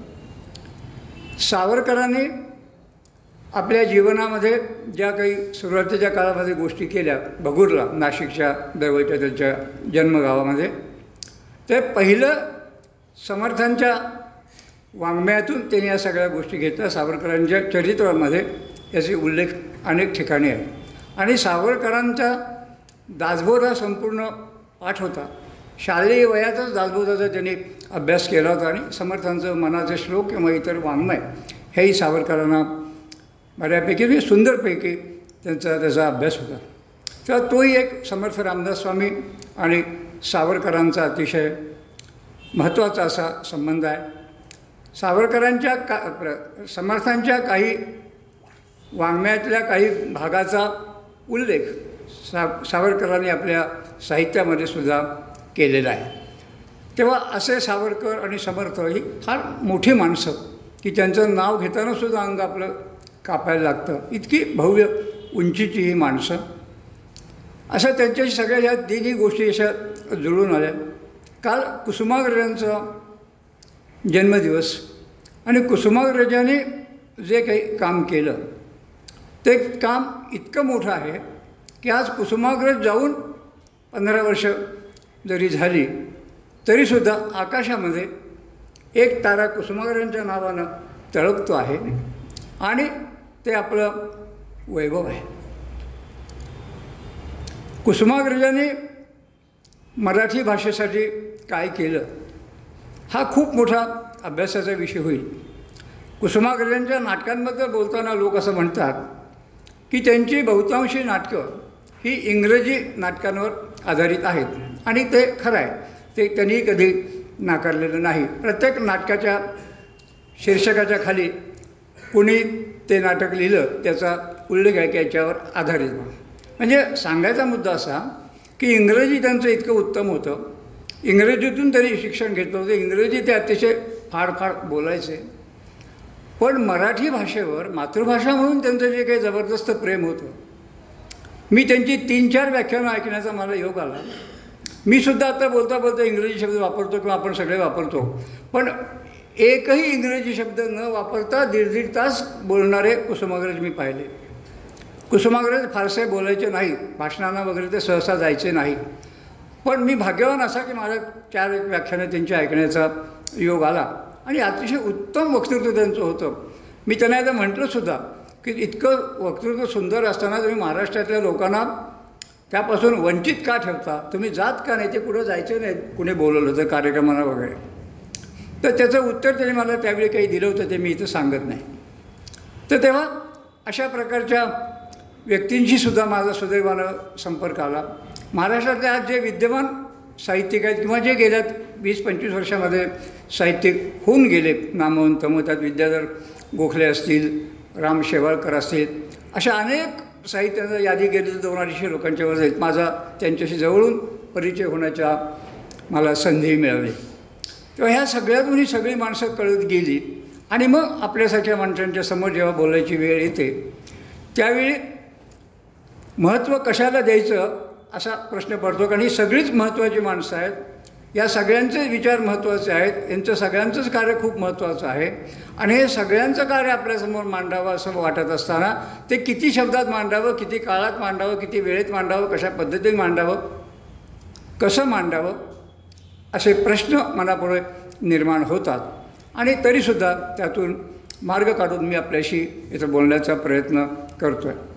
तर पहिला जो एक थोडक्यात सगळे विषय मी ही थोडीशी चवदार अशी मिसळ आपल्या 3 विषयांची आपल्याला या ठिकाणी करायची आहे. त्या 2-3 विषयाचं आपल्याला सांगतो की मुख्य म्हणजे काल जागतिक किंवा महाराष्ट्रापुरता मराठी भाषिक दिन, मराठी भाषा गौरव दिन झाला. तर त्यानिमित्त कुसुमाग्रजांचं आपण स्मरण करतो आणि त्यांच्या स्मृत्यर्थच हा दिवस साजरा करतो. तर आत्ता जे मगाशी मी बोललो की कुसुमाग्रजांचं मराठीसाठी जे काही योगदान आहे ते इतकं अफाट आहे की त्यांनीच त्यांची जी सगळी काव्ये लिहिली आणि त्यांचं मगाशी मी नाटकांचा उल्लेख केला, त्या नाटकं जरी इंग्रजीवर आधारित असली तरी त्या प्रत्येक नाटकाला अस्सल मराठी चेहरा आहे असं जर आपण म्हटलं तर ते अजिबात अतिशयोक्तीचं होणार नाही. म्हणजे त्यांनी जर लिहिलं नसतं की अमक्याच्या आधारित किंवा अमक्याचा अनुवाद तर आपल्याला कळलंही नसतं. आपण ती कुसुमाग्रजांची नाटकं म्हणूनच वाचली असती किंवा ती नाट्यगृहामध्ये पाहिली असती. ती मराठी भाषा ही इतकी सौंदर्यवान आहे, सौंदर्यवती आहे आणि त्या भाषेला दूर करून आपण इंग्रजीच्या गळ्यामध्ये हार घालायचा हे किती वाईट आहे हे असं स्वतः ते काही वेळा म्हणायचे. त्यांच्या अनेक कवितांमधून त्यांच्या आपल्याला कुसुमाग्रजांचे व्यक्तिमत्व काय आहे. आता इथं अनेक फोटो आहेत. एक त्यांची पुतळे म्हणून कविता सगळ्यांना माहिती असेल, अनेक लोक ती कविता सांगतात. पुतळे असतात, फोटो असतात. ती एक कविता इतकी सुंदर आहे.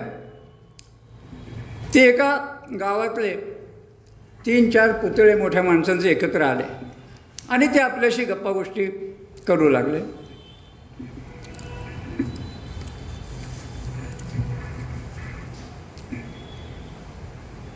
पहिला पुतळा महात्मा फुलेंचा आला. ते म्हणाले, मी एवढं समाजासाठी काम केलं पण माझ्या जयंतीला किंवा पुण्यतिथीला पुतळ्याला हार घालायला फक्त माळी समाज येतो. मग डॉक्टर बाबासाहेब आंबेडकरांचा पुतळा म्हणाला, माझ्या मागं फक्त नवबौद्ध समाज तेवढंच होतं. आणखी असे सगळेजण सांगत होते. 3-4 जणांनी सांगितलं. गांधी म्हणाले हां, लोकमान्य टिळकांचं त्यात आहे. लोकमान्य टिळक म्हणाले, माझ्या पुतळ्याला हार घालायला फक्त कोकणस्थ ब्राह्मण, चित्पावन ब्राह्मण, ते सुद्धा सगळे येत नाही. हे पुन्हा गमतीशीर आहे. तर असं सगळं चाललं होतं.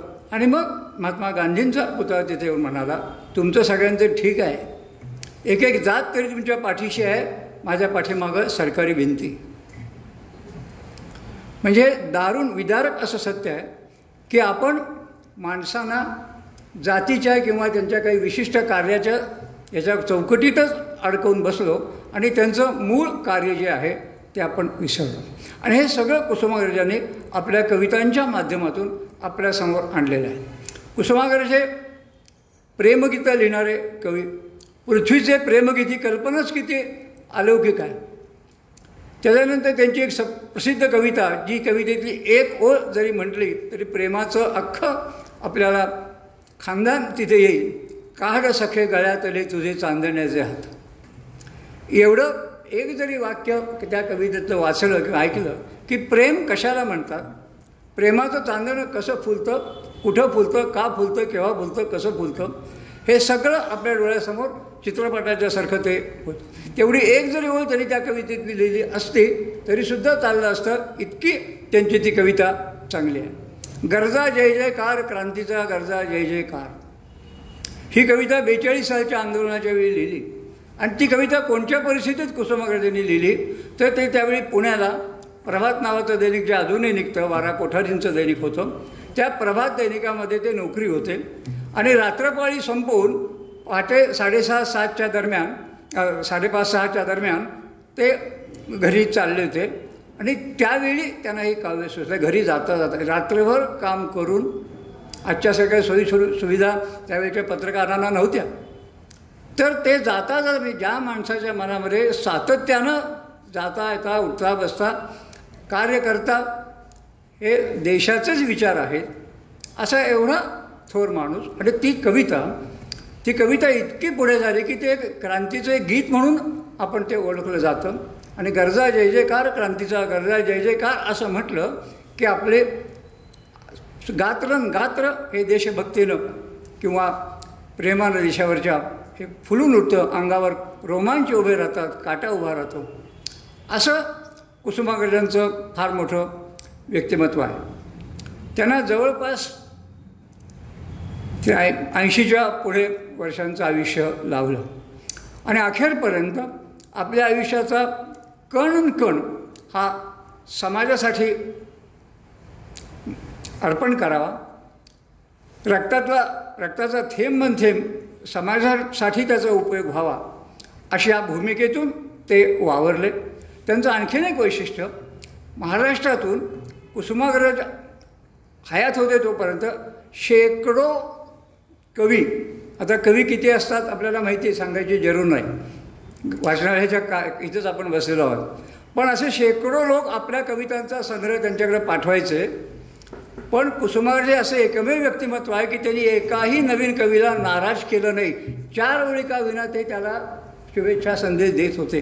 आणि अनेक पुस्तकं आपण ग्रंथालयाचं काढून बघितली तर ज्यांनी नवीन पुस्तकं लिहिलेली आहेत त्या पुस्तकांवर त्यांनी तो संदेश छापलेला आहे. अशा जवळपास 200-250हून अधिक पुस्तकांवर त्यांनी 4 ओळी का होईना शुभेच्छा दिल्या आहेत.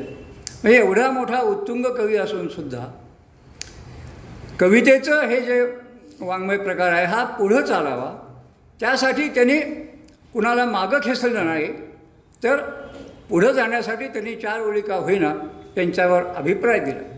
हीच गोष्ट केशवसुतांच्या बाबतीत असं घडले की 1907 साली केशवसूत गेले. 1905 साली केशवसूतांना कराडच्याच एका फडके आडनावाच्या एका व्यक्तीनं आपला भला मोठा असा काव्यसंग्रह पाठवला. त्यावेळी ते हुबळीला शिक्षक म्हणून काम करत होते. त्यांनी तो सगळा वाचला आणि त्याला परत पाठवताना त्यांनी एवढंच लिहिलं की कविता ही आकाशाची वीज आहे, ती केव्हा कोणावर कोसळेल ते सांगता येणार नाही, त्यामुळे कवितेला हात लावताना जपून लावावा. अशा शब्दामध्ये 2 व्यक्तींनी कवींची कशी हे केलं, दोन्ही खरं आहे. दोन्हीमध्ये काही खोटं आहे असं नाही. ही मोठी माणसं का त्यांना आपण इतक्या वर्षानंतरसुद्धा मोठी म्हणतो, त्याचं कारण त्यांनी असं काहीतरी आपल्यासाठी ठेवलेलं आहे की आजसुद्धा माझ्यासारख्या मुलाला माणसाला त्यांची आठवण होते आणि त्यांच्याबद्दल काही बोलावंसं लिहावंसं वाटतं. हा केवढा मोठा प्रचंड ठेवा आपल्याला आपल्या भारतानं, आपल्या देशानं, आपल्या महाराष्ट्र भूमीनं दिला आहे. मी केवळ मराठी आहे म्हणून असं म्हणत नाही, तर मराठीला ज्ञानपीठ पुरस्कार 3च मिळाले. पण माझ्या मते इतर भाषेत आपल्याजवळ कर्नाटक आहेत, तमिळ आहेत, त्यांना खूप पुरस्कार मिळाले. त्यांचं मी गौण आहेत ते असं म्हणते, ते पुरस्कार योग्यच आहेत.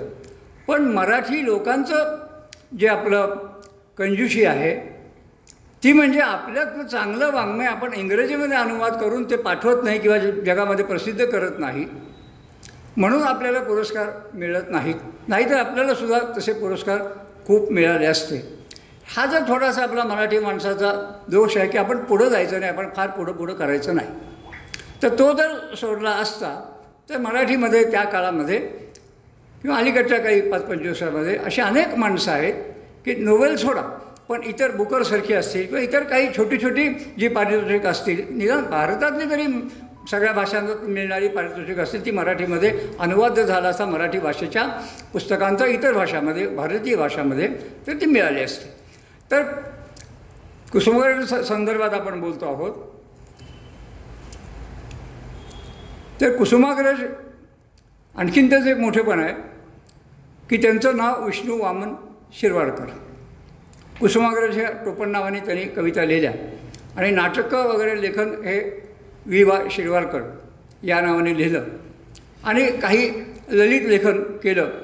थोडं आहे पण ते अत्यंत वाचनीय अशा प्रकारचं त्यांचं ललित लेखन आहे आणि ते अतिशय सुंदर अशा पद्धतीचे ललित निबंध त्यांचे आहेत. पण या सगळ्या याचे त्यांनी नाव जे घेतलं ते कुसुमाग्रज. आता आजकालच्या लोकांना कुसुमाग्रजाची फोड कशी करायची हे सुद्धा आपल्याला सांगता येणार नाही. तर कुसुम आणि अग्रज 2 शब्द मिळून कुसुमाग्रज. कुसुम म्हणजे फूल वगैरे आपल्या सर्वांना माहिती आहे, पण कुसुम हे त्यांच्या बहिणीचं नाव होतं आणि ते धाकट्या बहिणीचं नाव होतं, म्हणून हे कुसुमाग्रज हे कुसुमेच्या पुढचे म्हणजे आधीचे, म्हणून त्यांनी आपलं स्वतःचं नाव कुसुमाग्रज असं ठेवलं. म्हणजे बहिणीचं नाव आपल्या संग्रहालयात ठेवणं किंवा आपल्या स्वतःला ते घेणं हे किती मोठेपणा आहे. आजही आपण बहिणीला किंवा घरातल्या स्त्रियांना असा एवढा सन्मान देतो का, हा सुद्धा आपल्याला विचार करायला लावणारा प्रश्न आहे. कुसुमाग्रजांनी आणि वि. स. खांडेकरांनी आजच्या काळामध्ये प्रत्येक लेखक आपले पैसे घेऊन, वसंतराव आपट्यांना चांगला अनुभव आहे, अनेक लेखक आपले पैसे घेऊन पुस्तकं काढतात. त्या काळामध्ये एक कवी दुसऱ्या कवीचं पुस्तक काढायचा. वि. स. खांडेकरांचं पहिलं पुस्तक कुसुमाग्रजांनी काढलेलं आहे आणि कुसुमाग्रजांच्या काही कवितांचं पुस्तक खांडेकरांनी काढलं. अशी त्या काळात अनेक उदाहरणं सांगता येतील. विंदा करंदीकरांचं सुद्धा एक पुस्तक दुसऱ्या लोकांनी काढलेलं आहे. तो काळ इतका असा विलक्षण अशा स्वरूपाचा तो काळ होता. त्या काळात आपण सगळे आता मुकलेलो आहोत आणि आता साहित्य असो कोणत्याही क्षेत्रामध्ये काय चालतं, कशा पद्धतीने चालतं ते मी आपल्याला सांगण्याची गरज नाही, आपण सर्वजण सुज्ञ आहात. तर अशी ही कुसुमाग्रजांची सगळी जी वृत्ती होती ती वृत्ती आपल्याला आणि त्यांच्या वाङ्मयातून दिसते. आणि म्हणून ज्यांनी अजूनपर्यंत कदाचित कुसुमाग्रजांचं वाङ्मय वाचलं नाही त्यांनी ते जरूर वाचावं. त्यांची नाटकं वाचावीत. नाटकं जर आपण त्यांची वाचायला गेलो, मला सुद्धा सुरुवातीला नाटक वाचायला कंटाळा यायचं. नाटक हे बघण्याचंच साधन आहे, वाचायचं नाही अशी आपली सर्वसाधारणपणे धारणा असते. त्यामुळं नाटक वाचलं जात नाही. पण ज्यावेळी आपण कुसुमाग्रजांसारख्या किंवा आणखीन ते आपल्या बरेच नाटककार आहेत, सुरेश खरे असतील, विद्याधर गोखले असतील, या नाटककारांची जर पुस्तकं आपण वाचली, आता मी काही नावं घेतली त्यांची, तर ते वाचतानासुद्धा समोर आपलं नाट्य घडतं आहे असं आपल्याला वाटावं. इतकी सुंदर त्यांची भाषाशैली आहे. हा प्रयोग आपण जरूर करून पहा. नाटकाचं एक पुस्तक घ्या, ते वाचा आपल्या मनाशी एक एक पात्र आपल्याला लक्षात येईल की आपण ह्या पात्राचा आत्ता वाचतो आहे. नाटक म्हणजे अनेक पात्रांचा संवाद असतो, पण तो संवाद वाचताना तो एका लेखकानं लिहिलेला असतो. म्हणजे माझ्या मनातलं, यांच्या मनातलं, त्यांच्या मनातलं, त्यांच्या मनातलं, त्यांच्या मनातलं एका माणसाने लिहिलेलं असतं. त्या माणसाची ताकद किती मोठी असेल. नाटककार होणं, एखाद्या कथा कादंबरी लिहिण्यापेक्षा नाटककार होणं हे अतिशय महत्त्वाचं आणि वेगळं आहे की ते अनेक म्हणजे परकाया प्रवेश हा याच्याबद्दल म्हटला जातो की लेखक जे लिहितो ते स्वतःचे अनुभव असतातच थोडेफार, परंतु जास्त करून परकाया प्रवेश करून त्या व्यक्तीच्या ठिकाणी मी आहे. गीतेमध्ये आत्मौपम्य बुद्धी नावाचा एक महाराज सांगतील की प्रत्येक गोष्टीमध्ये मी त्या ठिकाणी आहे असं समजून जर विचार केला तर त्या गोष्टीचं महत्त्व आपल्या लक्षात येतं. तसं नाटककारांना प्रत्येक व्यक्तीच्या पोटामध्ये शिरावं लागतं, प्रत्येक व्यक्तीच्या मनामध्ये शिरावं लागतं, डोक्यात शिरावं लागतं आणि त्याचं म्हणणं काय, समोरच्याचं म्हणणं काय, तिचं म्हणणं काय, आणखी सासूबाईचं म्हणणं काय, सुनेचं म्हणणं काय, हे त्याला सगळं संवादामध्ये आणावं लागतं. त्यामुळं एकाच वेळी अनेक पात्रांच्या मनातल्या सगळ्या हालचाली या टिपणं हे नाटककाराचं फार मोठं आणि अवघड असं काम आहे. दुर्दैवानं आपण नाटककाराला फार कमी लेखतो. नाटकं आपण बघायला जातो, कवीनंही कमी लिहितो. आपण अनेक कविता गाणी झालेली त्याची रेकॉर्डवर, पण त्याचे कवी कोण आहेत हे कधी कोणी सांगितलं जात नाही. फक्त गायक कोण आहे सांगितलं जातं, संगीतकार कोण आहेत सांगितलं जातं, संगीत दिग्दर्शक कोण आहे सांगितलं जातं, पण मूळ कवी कोण आहे तो झाकलाच जातो, तो कधी सांगितलाच जात नाही. तसंच आपण नाटकांचे प्रयोग पाहायला जातो, पण ते वि वा शिरवाडकरांचं नाटक आहे हे आपल्यापैकी फार थोड्यांना माहिती असतं किंवा आणखीन कोणाचं खांडेकरांचं नाटक आहे. तेव्हा ही सगळी आपल्या चुका आहेत.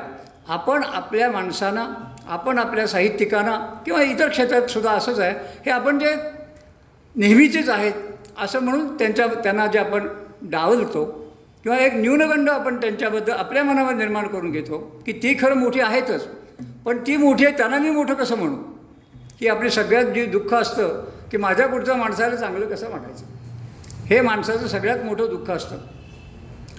परंतु ही मोठी माणसं आहेत ती प्रत्येक माणसाच्या मनामध्ये शिरून त्या माणसाच्या मनात काय आहे हे जाणून घेऊन तेच आपल्यासमोर साहित्याच्या रूपानं आणतात आणि हे मराठी साहित्याचं वैशिष्ट्य आहे. मी इतर अनेक साहित्यांचे, इतर अनेक भाषातल्या पुस्तकांचे अनुवाद वाचलेले आहेत. काही एक दोन इंग्रजी पुस्तकंही इंग्रजीमधनं वाचलेली आहेत, परंतु त्यापेक्षाही अनुवाद जे वाचले त्या अनुवादामध्ये सुद्धा ही माणसं त्या जसं कुसुमाग्रजांच्याबद्दल मी आत्ता बोललो तसं मराठी लेखकसुद्धा अनुवादाच्या बाबतीत त्यांच्यामध्ये शिरून हे पुस्तक मराठीच असावं, ही घटना महाराष्ट्रातही घडलेली असावी, ते चेन्नईमध्ये घडलेली नसावी, ही मुंबईतली घटना असावी, अशा पद्धतीनं त्याचं शब्दांकन ते लोक करतात. ही केवढी मोठी ताकद आहे. पण त्या लोकांचं व्हावं तितकं कौतुक आपण वाचक मंडळी किंवा त्यांच्या बरोबरीची असलेली लेखक मंडळीसुद्धा करत नाही. एक दुसऱ्याला पाण्यात पाहणं हेच आपली मराठी माणसाची थोडीफार दुर्दैवानं प्रवृत्ती आहे. मराठी भाषा वैभव दिन किंवा गौरव दिन म्हणून मी या ठिकाणी बोलते, माफ करा, आणि तुमच्या सगळ्यात मी सुद्धा आलो. तर ही सगळी आपली जी ही आहे तर ती नाहीशी व्हावी. आपण सगळ्यांना चांगलं म्हणावं किंवा जे चांगलं आहे त्याला तरी चांगलं म्हणावं आणि चांगल्याचा नेहमी चांगला गौरव करावा. यासाठी मराठी भाषा गौरव दिन हा दिवस आहे आणि त्या दिवशी तरी किमान आपण जास्तीत जास्त मराठीमधून बोलण्याचा प्रयत्न करावा आपल्या घरामध्ये सुद्धा. काल योगायोगानं मला याच मराठी भाषा दिनाच्या निमित्तानं 3 ठिकाणी व्याख्यानाची निमंत्रणं आली होती आणि त्यातली 3ही शाळांची होती. 2 साताऱ्यातली होती, 1 वाईतलं होतं आणि त्यातल्या 2 शाळा इंग्रजी माध्यमाच्या होत्या, 1 शाळा मराठी माध्यमाची होती.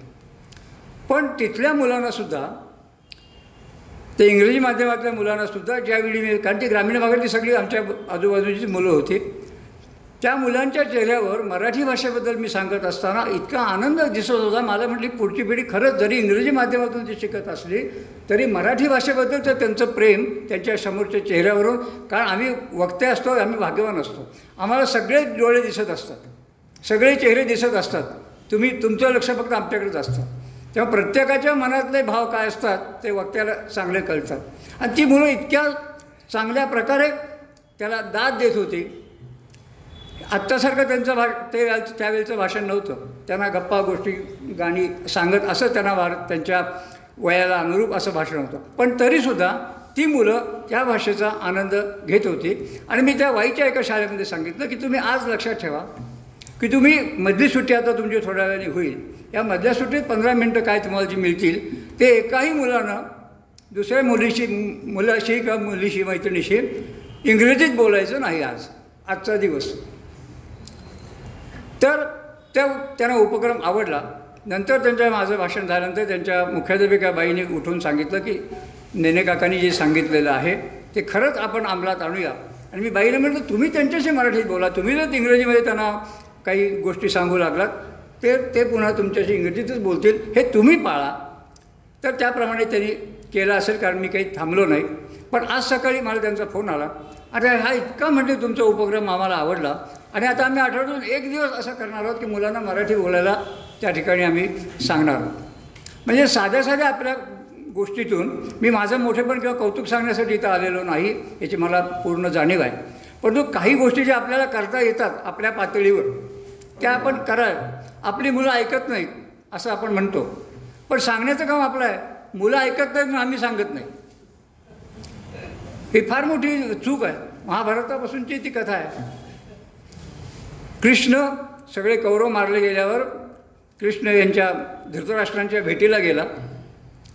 त्यावेळी आता कोणी गेल्यावर आपण भेटीला जातो, कोण काय बोलणार, सगळ्यांच्या मनात प्रश्न असतात. तसं झालं की 2 क्षण सगळे शांत होते. कृष्णसुद्धा काही बोलू शकला नाही. 2-3 मिनटं अशी शांततेची गेल्यानंतर धृतराष्ट्र म्हणाले की कृष्णा, हे सगळं मुलांनी ऐकलं नाही म्हणून झालं. म्हणजे मुलं ऐकत नाहीत हा आजचा प्रश्न नाही, हा फार प्राचीन, म्हणजे जेव्हापासून माणसं जन्माला आली, कुटुंब संस्था जन्माला आल्या तेव्हापासून हा सगळा प्रकार आहे. पण आपण तिथं कमी पडायचं नाही. मी माझ्या नातीला सांगितलं पाहिजे, माझ्या नातवाला सांगितलं पाहिजे, शिकवलं पाहिजे. तो भले तो करो न करो, पण निदान माझं मला तरी समाधान मिळालं पाहिजे की मी माझ्या संस्कारातले काही संस्कार माझ्या नातवांच्यापर्यंत दिले. पोचले किंवा नाही ही जबाबदारी मी कदाचित टाळू शकेन, ती टाळू नये, पण ती टाळता येईल की ती ऐकत नाही किंवा त्यांना कळत नाही आपण सांगितलेलं असं म्हणून आपण करू शकू. पण किमान आपली जबाबदारी तरी आपण ओळखायची. आज उलटं झालेलं आहे की आज आयाच सगळे किंवा आम्ही वडीलच सगळे आम्ही टी व्ही समोर बसतो, मालिका लावून बसतो. शुभम करोत या प्रकारच सगळं आमच्या घरातला.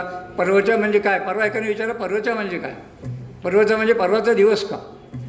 म्हणजे अशी मुलं आज आहेत. नमस्कार कसा करायचा वाकून हे आमच्या मुलांना आज माहिती नाही, पालकांना माहिती नाही. म्हणून मी अनेक ठिकाणी सांगतो संस्कार वर्ग मुलांसाठी करूच नका, आधी पालकांसाठी संस्कार वर्ग करा. मी जिथं जाईल तिथं सांगतो, पहिल्या महिन्यावर पालकांसाठी संस्कार वर्ग ठेवा आणि मग दुसऱ्या महिन्यात मुलांसाठी संस्कार वर्ग, आणि त्याच पालकांना बोलवा शिकवायला. पण संस्कार वर्गसुद्धा आज पैसे मिळवण्याचं एक साधन झालेलं आहे. आणि आपणही पैसे असतात 2,000-5,000 रुपये संस्कार वर्ग, 1 तासाचा आठवड्यातून 3 दिवस शिकवायचं आणि त्याला 2,000-5,000 रुपये आपण हसत खेळत देतो. पण आपल्याला असं वाटत नाही की त्याला एखादं पुस्तक 50 रुपये 100 रुपयाचं आणून द्यावं आणि सांगावं वाच. ते आपल्या हातून होत नाही. हे सगळं बदललेलं आहे. का आणखी याच्याबरोबर काय होणार आहे काही सांगता येत नाही, किती काय आपल्याला बघावं लागणार आहे सांगता येते. पण आज ह्या जागतिक मराठी भाषेच्या दिनाच्या निमित्तानं आपल्याला मराठीचं आपण काही ऋणी आहोत, मराठीचं आपण काही देणं लागतो. आपल्या आईची ती भाषा आहे. पितृभाषा का म्हणत नाही, तो मातृभाषाच का म्हणतात? त्याचं कारण आईच्या तोंडातून मूल पहिल्यांदा ऐकतं. इतकं मूल वडिलांच्या जवळ नसतं. आईच्या मुखातून येणारी जी भाषा असते ती मातृभाषा म्हणजे आपली मराठी भाषा. म्हणून त्या मुलाचं आईवर असलेलं प्रेम, त्याच्यातून ती मातृभाषा फुलत जाते. आई त्याला एक एक शब्द शिकवत जाते, आपण बोलत जातो, ते तो ऐकत जातो. मग ते त्याच्या मनामध्ये ते शब्द निर्माण होतात, तयार होतात आणि तो बोलतो. मग हे इतर भाषांच्या बाबतीत आपल्याला करता येईल. अनेक भाषाशास्त्राचे विद्वान सांगतात की ज्याला स्वतःची मातृभाषा उत्तम येते तो जगातली कोणतीही भाषा 4 दिवसात चांगली जाणू शकतो. पण मुख्य कारण त्याचं मुख्य मागची पार्श्वभूमी ही त्याला स्वतःच्या भाषेची चांगली ओळख पाहिजे. आपल्याला तीच ओळख नसते.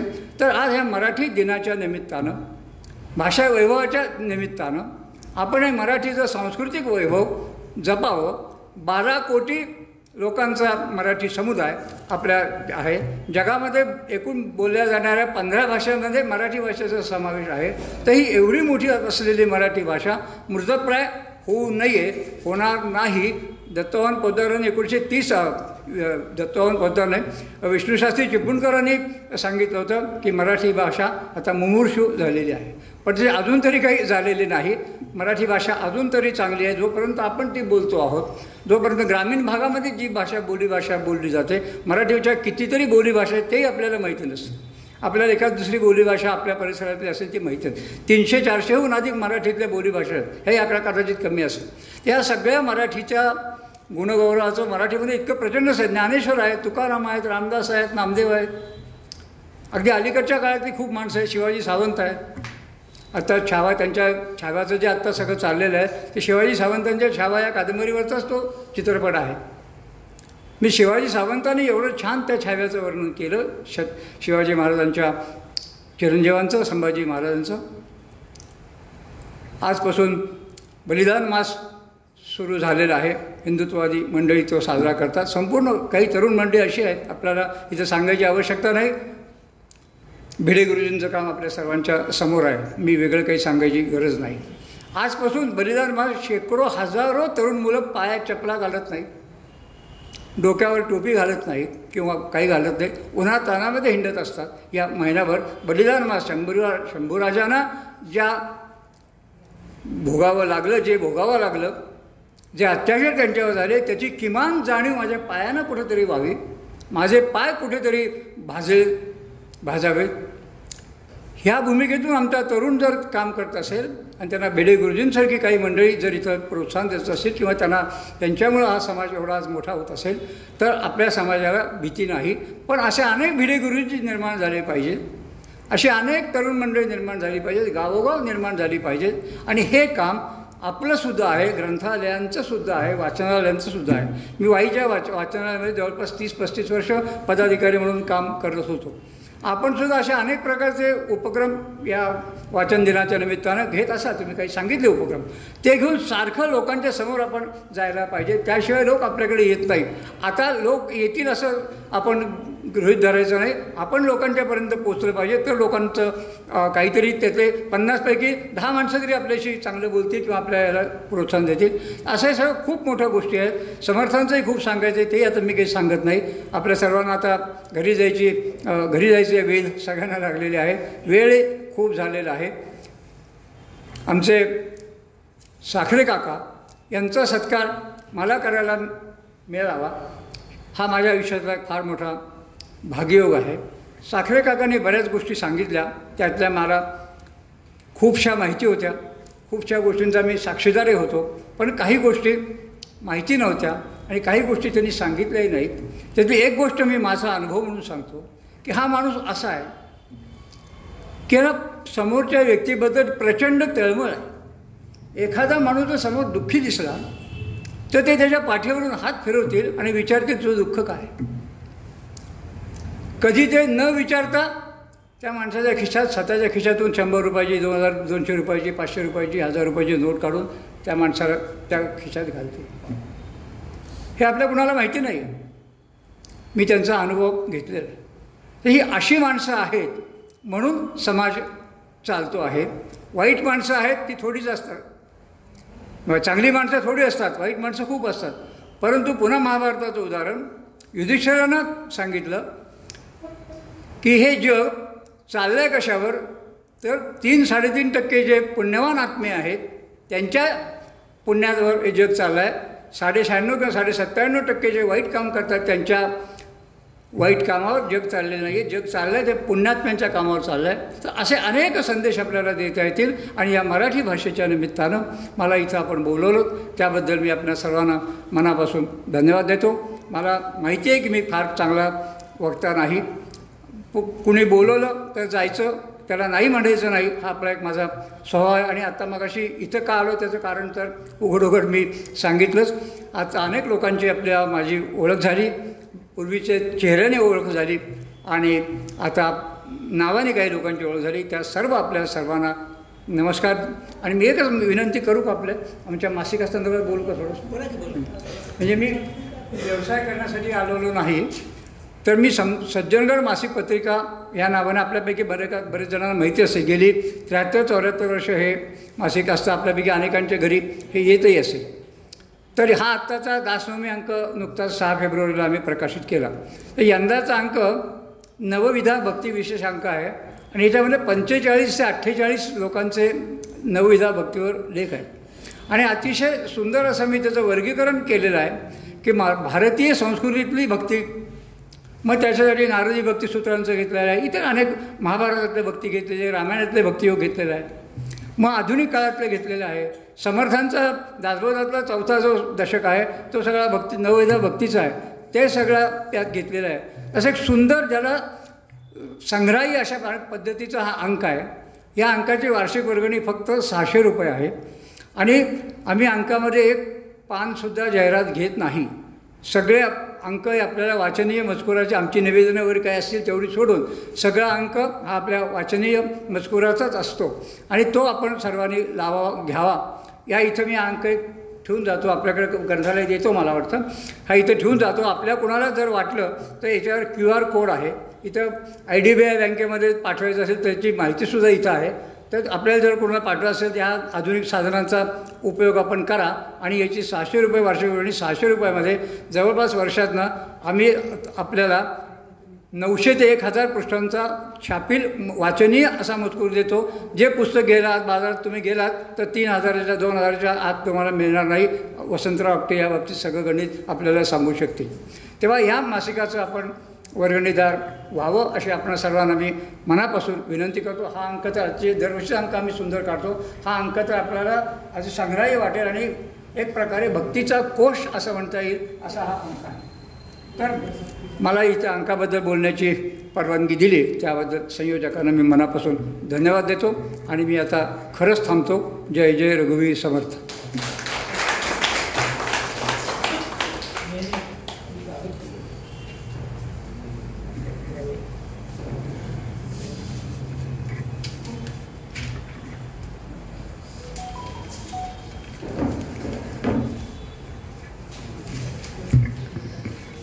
उदाहरणासाठी एखाद दुसरा शब्द इंग्रजी जर वगळला तर संपूर्ण मराठीतून ज्यांचं व्याख्यान आपण ऐकलं मराठीविषयी, खूप दुर्मिळ हा योग होता आणि मला खूप छान वाटलं. मराठीविषयी, मातृभाषा विषयीचं ममत्व तर आपल्या प्रत्येकाच्या मनामध्ये असतंच, पण त्याचा एवढा सुंदर प्रवास आज मधुकाकांनी घडवून आणला त्याबद्दल मनापासून धन्यवाद. आणि आपल्याला जे आवाहन केलं आहे सज्जनगड मासिकाविषयी, तर आपण जरूर सर्वांनी हा अंक सुरू करावा अशी मी त्यांच्यातर्फे आपणा सगळ्यांना विनंती करते. कार्यक्रमाच्या समारोपाकडे मी येते. आपणा सर्वांचे आभार व्यक्त करण्यासाठी मी उभे. आजच्या कार्यक्रमासाठी प्रमुख पाहुणे म्हणून लाभलेले मधुकाकांनी, ज्यांच्या आशीर्वादानं आजचा कार्यक्रम आपण संपूर्ण करत आहोत, ते हरिभक्तपरायण गुरुनाथ कोटणीस महाराज, ज्यांना यंदाच्या वर्षीचा आपण संत रामदास स्वामी पुरस्कार प्रदान केला, ते श्यामकाका साखरे आणि सुमनताई, संपूर्ण साखरे परिवार, श्यामकाकांचा सर्व मित्र परिवार, त्याचबरोबरीनं दासबोध अभ्यास मंडळाचे सर्व सदस्य, दासबोधाचे सर्व अभ्यासक, सर्व प्रसार माध्यमांचे प्रतिनिधी, आमच्या वाचनालयाचे वाचक आणि श्रोते हो, आपणा सर्वांचे मी मनापासून धन्यवाद व्यक्त करते. आणि आजच्या दिवसाचं औचित्य साधून साखरे काकांनी वाचनालयासाठी ही जी देणगी जाहीर केली त्याबद्दल वाचनालयाच्या वतीनं मी कृतज्ञता व्यक्त करते आणि आजचा कार्यक्रम संपूर्ण झाला असं जाहीर करते. धन्यवाद.